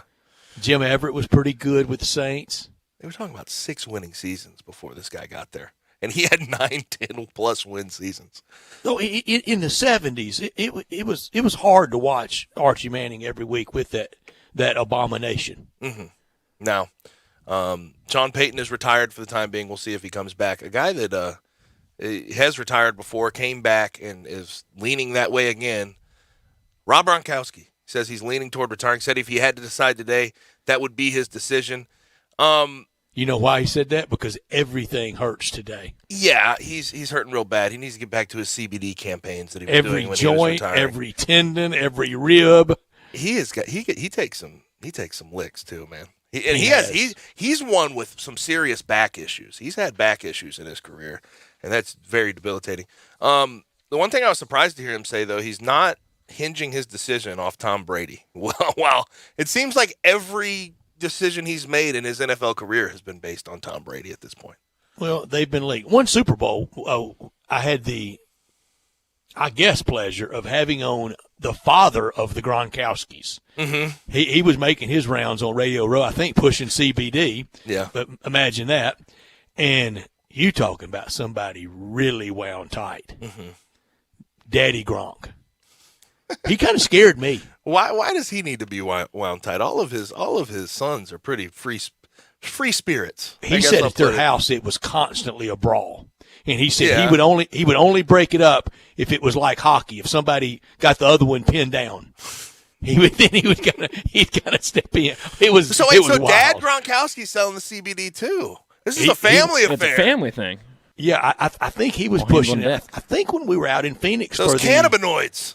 For the Patriots Seahawks, the one the Seahawks gave away. Mm-hmm. Yeah. But Dad Gronkowski, man, he was wound tight. He was really, really aggressive. I really can't get over how he good. He kind of grabbed me once and shook me, and I thought, the Suns are so goofy. The Suns are so goofy, though. Dad was goofy, Gabe. Yeah, Dad was real goofy. I mean, I think Dad was high that day on the edibles. There's only one positive from Gronk retiring. We don't have to hear him and Tom Brady call each other baby anymore. Hey, baby. Have you heard them talk to each other and how they speak to each other? They are babies. It is awkward. Yeah. It is very uncomfortable. Male to male. Like, Brett, I can't. I would. Never mind. I'm not. I don't know. Baby? Go for it. Baby? Baby. Is that how you talk to your male baby, friends. what are we doing? Yeah, what are we doing? Good transition for me to tell everybody about Belly Acres, Yeah, isn't it? Belly Acres, their motto is Cityfied Farm Fresh. The goal is simple, and they've achieved it. Provide a fun, unique farm-to-table experience for the whole family, baby. 2 great locations, Regalia at 6130 Poplar and in Overton Square at 2102 Trimble Place. At Overton Square, you get the same great food there. You get it Regalia, and now a 3rd great location coming soon, late spring, early summer to Silo Square. Signature burgers made from 100% grass-fed beef, sandwiches, salads, and the best milkshakes anywhere. Home style setting. The burgers, so like the dare you or the double dare you, and the melt in your mouth, and you have to try the Voodoo Moo Moo. All so good. It's the quality brand. The Belly Acres team, they've developed using grass-fed beef with creative homemade toppings in a fun farm setting right here in the city. The goal at Belly Acres to become even more sustainable as they grow. They've accomplished it. Coming to Silo Square, late spring, early summer, now in Overton Square and in Regalia. The very best quality available in Memphis. It's at Belly Acres. Burgers, shakes, and smiles. You get it all at Belly Acres. All right, baby. When we come back, it'll be time to talk some college basketball. You're listening to Sports 56 98.5, baby. You have opinions? Well, you gotta have an opinion. We want to hear them. Call or text us on the AutoZone listener line at 360-8255. That's the AutoZone listener line at 901-360-8255. Get in the zone, AutoZone. Is your bank standing in the way of you and your sports book? Try Action 24/7. We're cutting out the middleman. Deposit or withdrawal in cash. No more bank delays or failures. Action 24/7 has more than 100 partners in Tennessee for cash deposits and withdrawals. Visit action247.com for a location. Cash deposits and withdrawals from your Tennessee sportsbook. Action247.com. You got action. Must be 21 or older and in Tennessee. For problem gambling support, call 800-889-9789. I want to do some bragging rights. Hey, I was just the other day overhearing a conversation with Big Mike, the manager of DeSoto Auto Sales. They've got people buying cars all over the country. North Carolina, South Carolina, Georgia, Alabama, Arkansas, Texas. People from all over the country buy cars at DeSoto Auto Sales in Olive Branch, Mississippi. Why? DeSoto Auto Sales has the most stringent car inspection in America. They get it right the first time. Quality and low mileage, factory warranty on most vehicles. My favorite part is the people who work there. Big Mike, all the employees are professional, friendly, and go that extra mile. Expect as you walk in the door, you're treated like family. DeSoto Auto Sales understands your time matters. We can help you find your dream car and get all the paperwork finished in less than an hour. Come see us at DeSoto Auto Sales and be part of our family. Have a great buying experience every time. 662-890-7184. Moving is stressful, but Black Tie Moving can take the worry out of the process. Whether you're moving across town or across country, moving your home or your office, your personal moving concierge from Black Tie Moving will work with you to design a plan that perfectly fits your budget and needs. And they're available 24/7 to answer any questions you have. Give Black Tie Moving a call at 901-316-6196 or go to blacktiemoving.com/Memphis to get your personal, no obligation quote from the moving experts at Black Tie Moving. There's just something about sitting in the perfect neighborhood bar, the atmosphere that only a neighborhood bar can have. And that's what's so great about Sweetgrass Next Door in the heart of Cooper Young. This is a bar where you can relax, enjoy great food, great drinks, and most importantly, great people. Whether it's the friendly staff, likely to remember you the next time you walk in the door, or the friendly customers, people you're going to want to remember the next time you walk in the front door. Sweetgrass Next Door is the ideal place to watch a game or make new friends. The next time you want to enjoy some time out of the house, make it Sweetgrass Next Door in the heart of Cooper Young.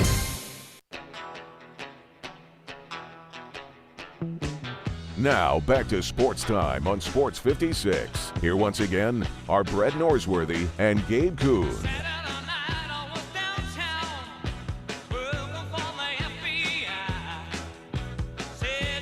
Back in on Sports Time on Sports 56 with Gabe and Stats. AutoZone listener line 901-360-8255. Get in the zone, AutoZone. Since I'm already seeing it, don't use the AutoZone listener line to call us baby. We don't need to be called baby. That's enough. We made our Tom Brady Gronk jokes. We're over it. You can also watch us live and message us on our socials: Twitter, Facebook, YouTube, Twitch, and at sports56whbq.com. Before we get into some of the college basketball that happened last night. Chris Mack, it had been sort of reported that the Louisville and Chris Mack were trying to get to a separation agreement, but he is officially out at Louisville. He was the universally accepted savior, the Mr. Perfect for coming in behind the scandal-plagued Jurich Patino years, and this happens quick. This went foul quickly, and now a million names out there, including Bruce Pearl for the Auburn job. I mean, or for the Louisville job. I'm not trying to disparage Bruce Pearl. I'm just not. But at Louisville, after what they've dealt with the NCAA, Bruce Pearl and the other name, Will Wade, is coming up. Well, how are these names that can come up for Louisville with the situation they've been in with the NCAA in the past? I don't get that. But Chris Mack had Xavier as a number 1 seed. Mm-hmm. Yeah, he did. It goes foul quickly. It can go foul quickly. But Louisville's going to. And how and where does he start over? Louisville as a basketball program can get just about who they want, you would think. You would think with what Chris Mack has sort of left. We'll see, though. Where does he start over? Good question. Good question. Somewhere lower. He had some interesting comments, though. If you were Ole Miss or Mississippi State and you had an opening, you'd have to think about Chris Mack, wouldn't you? Yeah. Did you see that he was where they interviewed him after the separation agreement was finally reached? Nowhere. They interviewed him in the parking lot. They found him walking out of the building and interviewed him in the parking lot, and he took questions. Huh. Yeah, it's just a weird situation. Now, last night in college basketball, before we get to SEC, we had Michigan State at Illinois. That was a really good game. Michigan State loses on a missed free throw with .2 left. Illinois gifted them a foul at the end of that game. 56-55 Illinois without Kofi Cockburn. Illinois first in the conference in Big Ten play, 7-2. And that sort of goes to show why I don't believe in the Big Ten. They're good. They're not great. But that arena was rocking. I tell you, those Big Ten arenas look more on fire than a lot of the SEC arenas do. Mackey Arena does. I think it's back at Assembly Hall. Those Iowa always does. Mm-hmm. Except for Auburn and maybe Rupp. When do you turn on an SEC game and you look at the Bud Walton Arena? Still does for sure. Bud Walton does. But how many other places do you turn on and go, look at that atmosphere? That'd be a fun in the SEC? No. Yeah. No, I mean, you don't. You named them. And that's a relatively normal Big Ten matchup. It is. That's a Tuesday night in the Big Ten. Also, Arizona, UCLA, top 10 matchup. UCLA hammers them 75-59. And one thing I noticed, Juzang, I like. He was 3 for 5 from 3, 6 for 18 from the field. He's a big volume guy. Jaime Jaquez has come into his own. He does a whole lot of everything. I'm carrying the flag for Johnny Juzang. Keep carrying it. Yeah, he'll deliver. There's no question about it. I'm still confused why he didn't leave for the NBA after this year. I'm calling it now. UCLA, Gonzaga meet again somewhere this year in the tournament. Have another classic, and UCLA gets them again. All right. Now, I can't get on that one. Into the SEC, Georgia. Georgia, that pesky Georgia Bulldogs. That arena wasn't on fire. It was nobody there. They beat Alabama last night, 82-76. Bama dropped and the crowd chanting just like football. Did you hear that? Yeah, down the stretch. Yeah, 4-4 in SEC play for Bama. Did we crown Nate Oates too soon? I tend to believe yes. And granted, I think you do have to take into account he did lose Josh Primo. He did lose John Petty. He did lose Herb Jones. We had told he had a conveyor belt of recruits. I'm with you. J.D. Davison. Oh, yeah. He brought in a big 5-star. He still had his 2 leading scorers in Javon Quinterly and Jaden Shackelford. But they're just not Quinterly's handle's terrible. They're just not great. 19 turnovers last night. And I think this year, more than last year, teams are just efforting to run them off the 3-point line. They're not hitting a very high percentage anymore. And when it doesn't work, they don't have a counter. There's no plan B. We did on Nate Oates. Really good and really good for them. But once again, a little bit like Georgia, not as bad, But Bama's tried a lot of different things at basketball. Mm-hmm. I mean, Avery Johnson, Anthony Grant. I still think Nate Oates brought back Mark Gottfried. I still think Nate Oates is a fine coach. He's 13-7 this year, and I do they're going to too. win some games in the SEC. They're a tournament team in all likelihood. But Pearl gets under their skin. Yes, but last night losing to Georgia, that you just can't. You cannot do that. Auburn, their first game ever as a number 1 overall in the AP Top 25 poll. Near-death experience. And they almost lose to Mizzou on the road, 55-54. They barely pulled it out. Jabari Smith was Did you hear the Mizzou crowd after the game? They lose, and they're chanting at Auburn, overrated. I didn't hear that one. I didn't get to hear them get to the overrated. You knew it was coming out. And Jabari Smith last night, I'm sure he got a lot of it. But you lost. I mean, so they were – they may be rated improperly, but they still beat you. Well, what do Mizzou basketball fans really have to – I mean, come on. You got to give them something. They played close with Auburn. That's about all. We all they stayed can close. Hang their, that's all they can hang their hat on this year. But Auburn has I really do believe, even after last night, that team has a lot in the chamber in regards to players to get them into a Final Four situation and get them into contention for a national championship. Katie Johnson, that experience will help them. That close call will help them. Katie Johnson is a good closer, too. 5 points, the final 130. He can go get a shot whenever he wants. One more game. Mississippi State and Kentucky last night. That was a near-death experience for Kentucky at home, 82-74 in OT. Oscar Tshiebwe, though, is, about as dominant as it comes as a college basketball. 21 points, 22 rebounds. Granted, Mississippi State didn't have their big guy, Tolu Smith, but he affects everything. I really can't believe that Bob Huggins couldn't make that work with Oscar Tshiebwe and keep him around. Yeah, you have to almost have to make that work. Good win for Kentucky in overtime. Tough loss for the Bullies. Yep. And they're at 44th net. And DJ Jeffries, watched him last night. He had a rough go of it. It was a struggle bus. Yeah, that'll do it for hour number 2. Just a reminder, we are going to be out a little bit early at about 5:30 for our coverage of Ole Miss versus Arkansas. Again, 5:30, we have the pregame show starting, and then 6 o'clock we have the tip. When we come back, Kevin Sweeney will join us, then we'll get to Taco Bell Crunch Time right here on Sports 56, 98.5.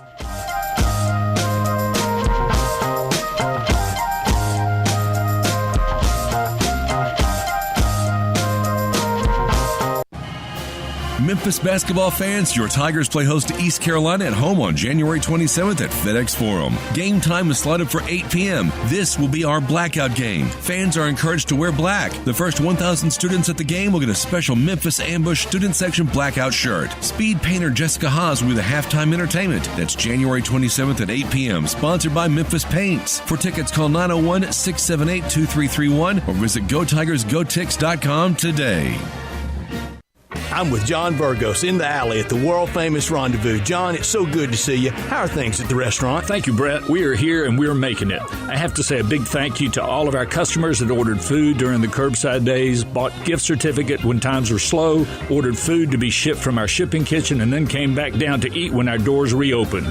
We owe a debt to the Memphis and surrounding community for supporting us when we need it. I hope y'all all come eat some barbecue with us, but I also hope you'll support our local restaurants. And if your service is a little slow or an item isn't on the menu that you enjoy, cut them a little slack. Hopefully it'll be there soon. Thank you, John. We appreciate you for feeding all of us, and we will take that advice to heart. Brett, we also have a new twist at the Rendezvous. We now have outdoor dining. It's in the side alley along the Rendezvous, not the one in the front. And depending on the weather and depending on staffing, please call ahead to make sure we're open. And we hope it becomes a mainstay here at the Rendezvous. Mr. Charlie Burgos' world-famous Rendezvous in the alley in downtown Memphis. Attention! This is a special alert for all Americans who own a vehicle with less than 200,000 miles with an overpriced auto warranty or no warranty coverage at all. Due to the increase of new and used car prices, repair costs, and the price of gas, people are keeping their cars longer than ever, which is why CarShield is announcing a low-cost month-to-month vehicle protection plan to save any driver out-of-pocket expenses on covered auto repairs. Call now to find out how you can save thousands for covered auto repairs. Yes, you heard that correctly. You could save thousands on future auto repairs. Our specialists are standing by for all drivers to call for a free quick quote. Call 800-760-8196. Vehicle protection plan pricing is at an all-time low. Plus, drivers who purchase this coverage today will receive rental car options, free roadside assistance, and free towing. Call 800-760-8196 now for your free quick quote. That's 800-760-8196. What do you have to lose? Call 800-760-8196. Again, 800-760-8196. Hi, folks. It's year-end at the Sunrise Chevy Ranch. Hundreds of new and used Chevy cars and trucks to choose from with huge savings on select models. Immediate financing available with interest rates low as 0%. A $7 million used car inventory specializing in late model GM certified cars and trucks, and lots of vehicles under $10,000. Financing for everyone, regardless of past credit. Save some money and end the year in style. Huge year-end savings going on now at the Sunrise Chevy Ranch, 385 in Houston, Levy, and Collierville. The best things in life may not be free, but at least they're affordable at sunrisememphis.com. Find new roads. It's free furnace time. Hi, this is John Conway with Conway Services. Are you considering replacing your air conditioning system this spring? January is our slowest month of the year. Our warehouse is full and our crews are slow. So to spark business during these cold winter months, Conway Services is giving away Carrier 80% gas furnaces absolutely free with the purchase of a standard Carrier air conditioning system. That's right, purchase a Carrier air conditioning system in the month of January and get a gas furnace absolutely free. If that's not enough, we'll include an April air cleaner, a 10-year parts warranty, and a free Nest thermostat. That's up to $2,000 in savings. Plus, get your new system for as low as $139 per month or 12 months interest-free. Now, you can do that. And you know with Conway Services, you'll be receiving our award-winning service every time. And the first 30 callers with a 10-year-old air conditioning system will come out and inspect it absolutely free. Call 384-3511. Conway Services. Call Conway today. We are Sports 56 WHBQ Memphis and W253DF Memphis, Flynn Broadcasting Stations. Now, back to Sports Time on Sports 56. This hour is brought to you by DeSoto Auto Sales. Here once again are Brett Norsworthy and Gabe Kuhn. Short sprint to the finish as we're out early for our coverage of Ole Miss and Arkansas. 5:30 pregame with David Kellum, and then 6 o'clock tip-off in Oxford for Rebels and Razorbacks. Kevin Sweeney will join us to talk all things college basketball. He is with College Basketball Central and Sports Illustrated. He joins us after I tell you about our title sponsor of this hour, and that's DeSoto Auto Sales at 5704 Goodman Road. Very proud to serve DeSoto County and the surrounding area. 662-890-7184. But come on down to DeSoto County for that town and country experience you've come to know and love at DeSoto Auto Sales, where all the cars are test-driven, all thoroughly examined, checked out bumper to bumper, from head to toe, unlimited inventory, every make, every model.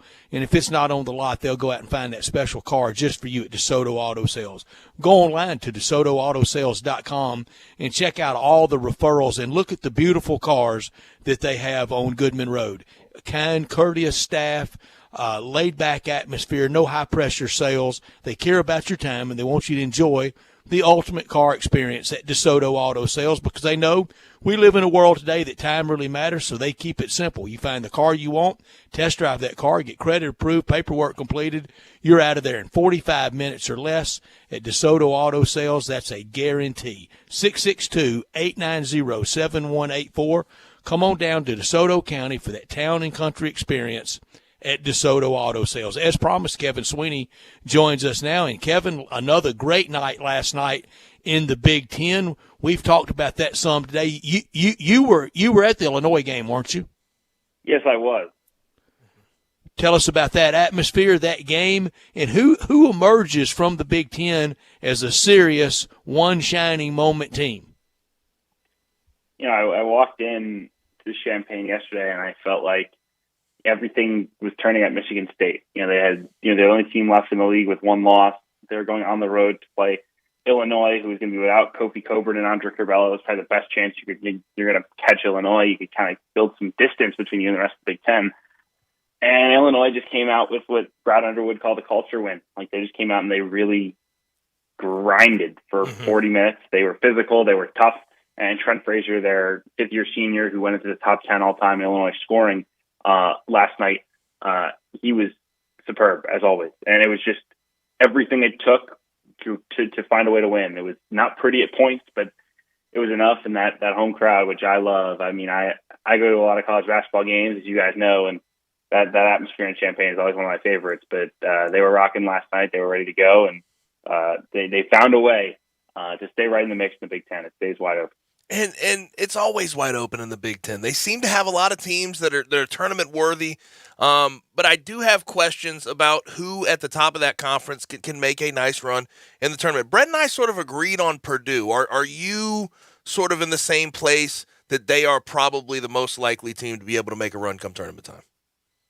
I think they're the most explosive team. I think the thing that concerns me with Purdue is they're a lot like the Iowa team last year that was explosive on offense but had defensive woes. And people don't think about that the same way because it's Matt Painter instead of Fran McCaffrey. But if you look at the advanced metrics, they're pretty much the same on both ends of the floor as that Iowa team was last year. Look, Iowa drew a tough matchup. Oregon was explosive, and that was about the worst possible game they could have drawn. But at the same time, I don't think a lot of people thought Iowa was going to make a deep run precisely because of that defense. I think you get that same concern with Purdue. I think they're explosive enough, without a doubt, to make this push. I think they're the most talented team in the conference.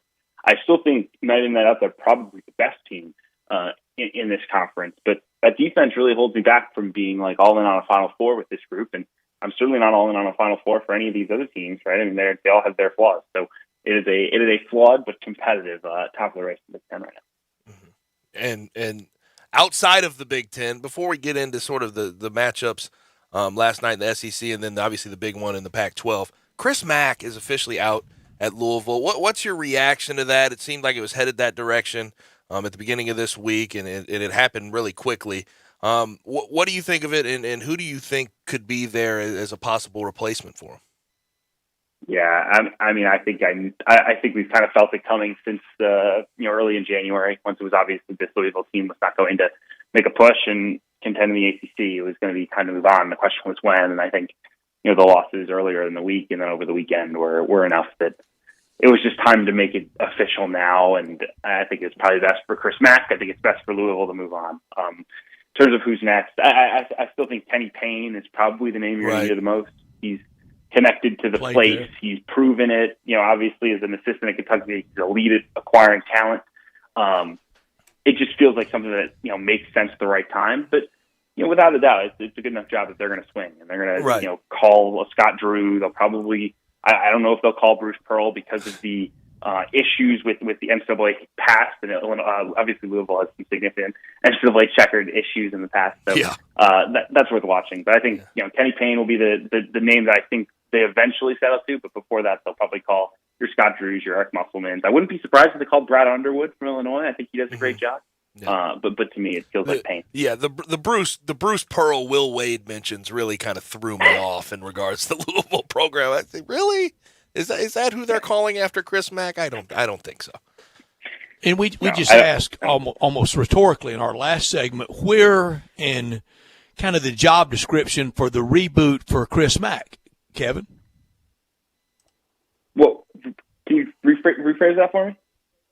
Where does Chris Mack start over? Oh, that's a great question. I honestly, he's a guy that people tell me is not like a lifer in this. Like, he's not someone who's going to coach until he's 75 like Jim Boeheim. So I think he'll be selective, right? Like, I don't think he would mind spending a year on the beach next year and, like, taking a decompressed year. He will have. So he doesn't take the SEMO job. No, he doesn't have to. I mean, look, he's a guy who had a number one team in the country, Louisville, at one point. He had a number one seed at Xavier. He won the Big East. He's very qualified for any high major opening. So, any job that opens this spring saves Maryland, I think. If he wants to be in the mix, he probably will have a chance to be in the mix. It's a question of where does he want to be, and he's got about 5 million reasons why he doesn't have to be in a rush to go get another job right now. All right, I'm going to ask you directly then. What about these potential? I'm not going for anybody's job, but if they were to open, South Carolina, Ole Miss, Mississippi State, and SEC. I don't know that culturally those are great fits for Chris Mack. Right? I think he's a Cleveland guy, Cincinnati Bengals fan. Like, to me, I think he fits more in like a Big East job or a Big Ten job. But yeah, I mean, I think he'd be foolish not to call a few of those programs. Right? I mean, you're looking for a qualified, competent coach. Chris Mack is a very qualified, very competent, highly skilled basketball coach and should be in those conversations if he wants to be. Mm-hmm. Now, last night, top 10 matchup, 7 UCLA, 3 Arizona. I thought it would be a lot closer, to be honest with you. UCLA ran away with it. Arizona had a tough night at the office. 75-59 UCLA. Did it do anything to turn you off of Arizona, or do you believe it was just that, a bad night at the office?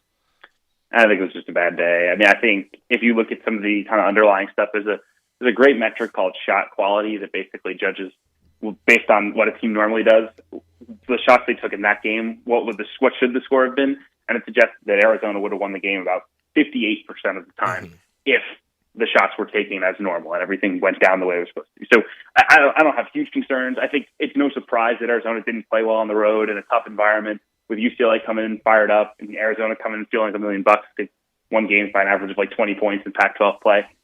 I still am a believer. I think they do need better play from their point guard, Justin Kier and Kirk Risa. Risa's the Estonian kid who's been really fun to watch at times. Last night, he was awful. I mean, he was taking horrible shots. He wasn't close when he was shooting them. They need more out of the point guard spot because it felt like Ben Mathurin and everybody else for Arizona. They need more from him, but I think they'll be fine. I think they'll win the rematch in Tucson next week, and both teams will go down to the wire for the Pac-12 title. Kevin, you wrote a great piece this week about the emerging monster that could be the SEC. If for no other reason, the finances, money in SEC, it matters to them. Some in SEC like to say it just means more. They're really interested in doing well. You wrote that column, you wrote that piece, and I knew what some of the responses were going to be back to you. But lay it out to our listeners why you think the SEC could really be on the threshold of emerging with something big in basketball. Yeah, I think what you've seen is that if you build it, the fans will come and they will support their programs the way that they support football. I mean, look at that atmosphere at Auburn this weekend. It looked like Krzyzewskiville. It looked like the crazed atmospheres you think of ACC basketball in the SEC. It was awesome. And so I think that is just another kind of feather in the cap of why this league can be great. Like there's the money's there, the local support to make big time NIL moves and the new age of recruiting. SEC schools with football money and football fan and booster money are going to be able to get kids, and you see that in the recruiting rankings. Yeah. Arkansas has a 5-star coming in. Alabama has a 5-star coming in. Tennessee brings in 2 5-stars a year. Kentucky, Auburn has the number 1 pick in the draft. Like the talent level is high because of the ability to acquire talent. The quality of life for the kids is great because you're at a fun party school that has great days on great football Saturdays. And oh, by the way, you've got some great coaches in the league. And I think it's only going to get better when you add Porter Moser and Chris Beard in a couple of years. I think the SEC is really poised to be the top basketball conference in the Southeast come, next year and beyond. Well, and it really has been a coaching talent attractor. There's no question about it. And the recruiting class is no question. Nate Oates, too, what he's done at Alabama and getting guys at Arkansas, Eric Musselman next year. I mean, that recruiting class looks unbelievable. Now, with Nate Oates, and I think we've sort of gone back and forth on this conversation a couple of times this year, especially after the Memphis loss. But last night they lose to Georgia. Bama does 82-76, 4-4 in SEC play. Do you question a little bit of the job that Nate Oates has done this year? Do you think he was crowned too soon? I think coaches can have good and bad years. I don't think Nate Oates is doing a great job with this group, just like I think he did an unbelievable job with last year's group. I also think the thing for me that stands out with Alabama this year is they don't have a super high IQ basketball team, right? Mm-hmm. Last year, I think Herb Jones covered a lot of those concerns because he is an incredibly smart, incredibly cerebral basketball player. He had the ball in his hand. He made good decisions. Yep. This is an Alabama team that's a little bit wild. There's a lot of ego. And I think you've seen in the biggest games, they've gotten up and they've had some remarkable performances, right? You beat Houston. You win basically on the road at Gonzaga. They played in Seattle. That's a road game. There's proof here that this Alabama team at its best can be really darn good. But right now, they're not. And when they play Missouri and they play Georgia and they lay eggs, it's very frustrating. I don't know what Nate Oates needs to do to get through them. Right now, it's not working. But I think a lot of it just has to do with the basketball IQ of the guys he has. And this year, he doesn't have the same I think, basketball and on-court intelligence that he had a season ago. We've asked this a couple times of you, Kevin, and we will a bunch more until we have the bracket reveal, and you release a bracket every week. How far is too far gone, or are you? Is it enough to make it up in the net world? Are you if you're at a 60, if you're at a 55, what is too far gone today, or is it too far gone within some realm of reasonableness? Yeah, I mean, again, there's still some wonkiness here in the numbers. It gets more settled every day, which is helpful. I think if you're not in the top 75 on February 1st, you've got very little hope. And you have very interesting number since the Tigers of Memphis are 75 today. Very interesting number, Kevin. You were not playing to the hometown crowd, were you? No, I was not. But I think a lot of it's resume based, right? I think if you're at 75 and you have no quality wins, and you're at 75 and you have lots of quality wins, I mean, that's two different conversations. But I think if you're outside of top 75, it's almost no hope at that point on February 1st. Mm-hmm. Now, speaking of the Tigers, since they came up, is it AAC tournament win or bust for them at this point? I mean, it might not be, but the path it would take for it to not be ACC tournament or bust, you might as well just win the ACC tournament. It'd be easier, right? Like maybe if they win 9 of 10. Less blood. Then all of a sudden we talk, right? But I'd rather just win 3 in 3 days, right? I think that's easier. So it's such fine margins at this point. You'd have to go with auto bid or bust. He is Kevin Sweeney from College Basketball Central and Sports Illustrated at CBB_Central on Twitter. Kevin, always appreciate it, man. We'll do it next week. Thanks, guys. See you next week. Be safe. Good one. Now, we do have to get out early today. We do have to accommodate our coverage of Ole Miss versus Arkansas. 5:30 will be the beginning of the pregame show. 6 o'clock will be the tip. It's time for us to get to Taco Bell Crunch Time.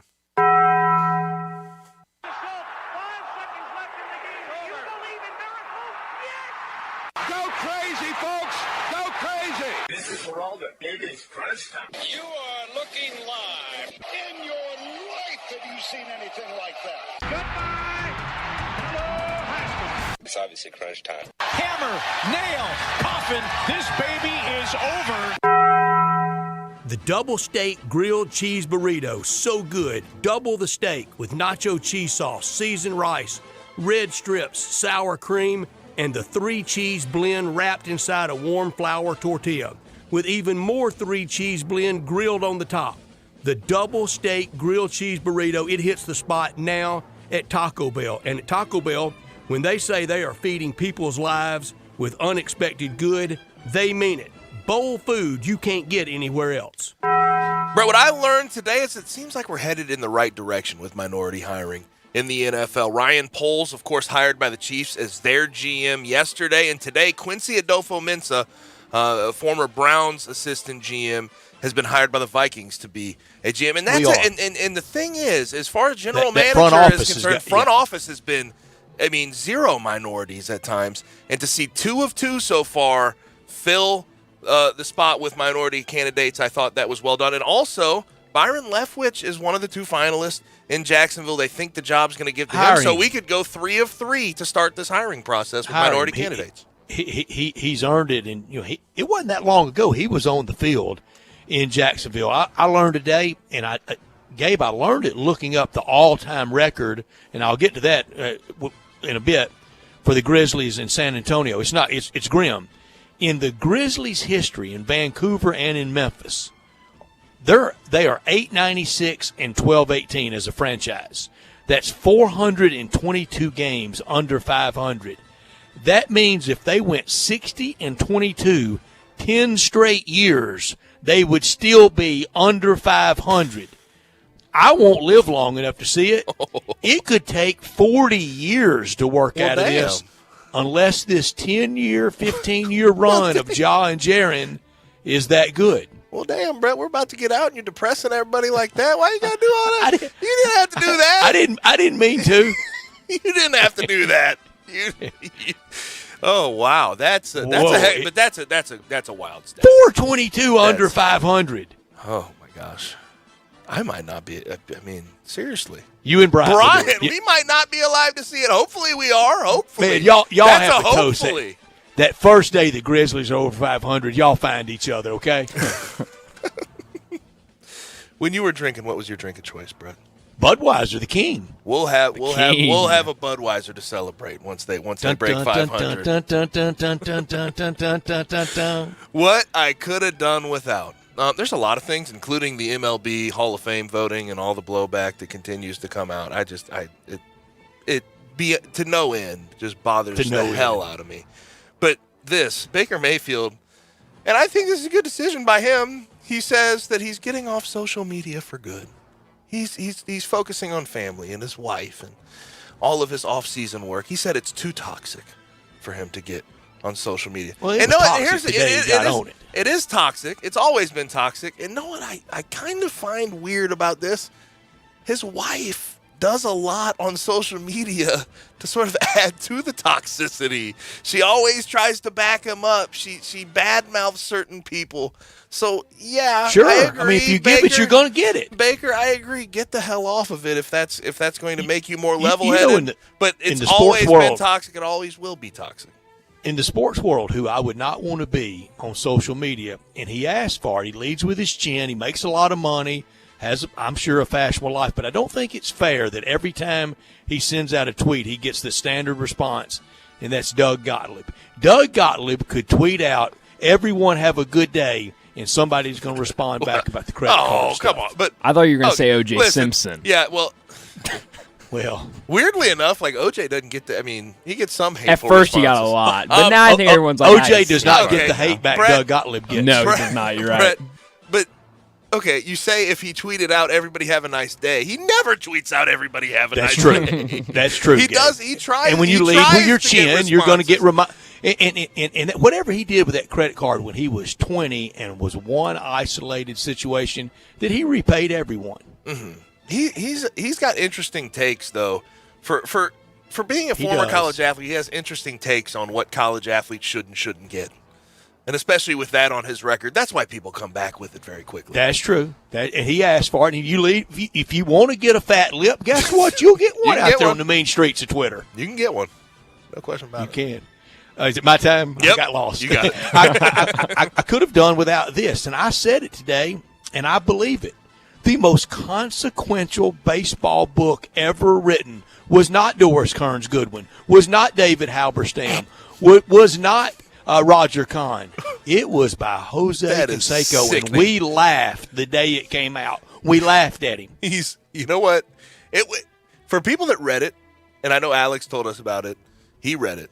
All cover to cover. It's a very interesting book to say the least. But my gosh, I can't think of a guy with less credibility than Jose Canseco, and I don't doubt what he wrote. Presented a tome that was credible. I don't doubt that what he said in that book is correct. Like he was around it, he was in the locker rooms, he probably he was helped drinking people. Yes, like I understand. And they were doing that. shots of steroids. Have you seen him recently? He is a piece of work, man.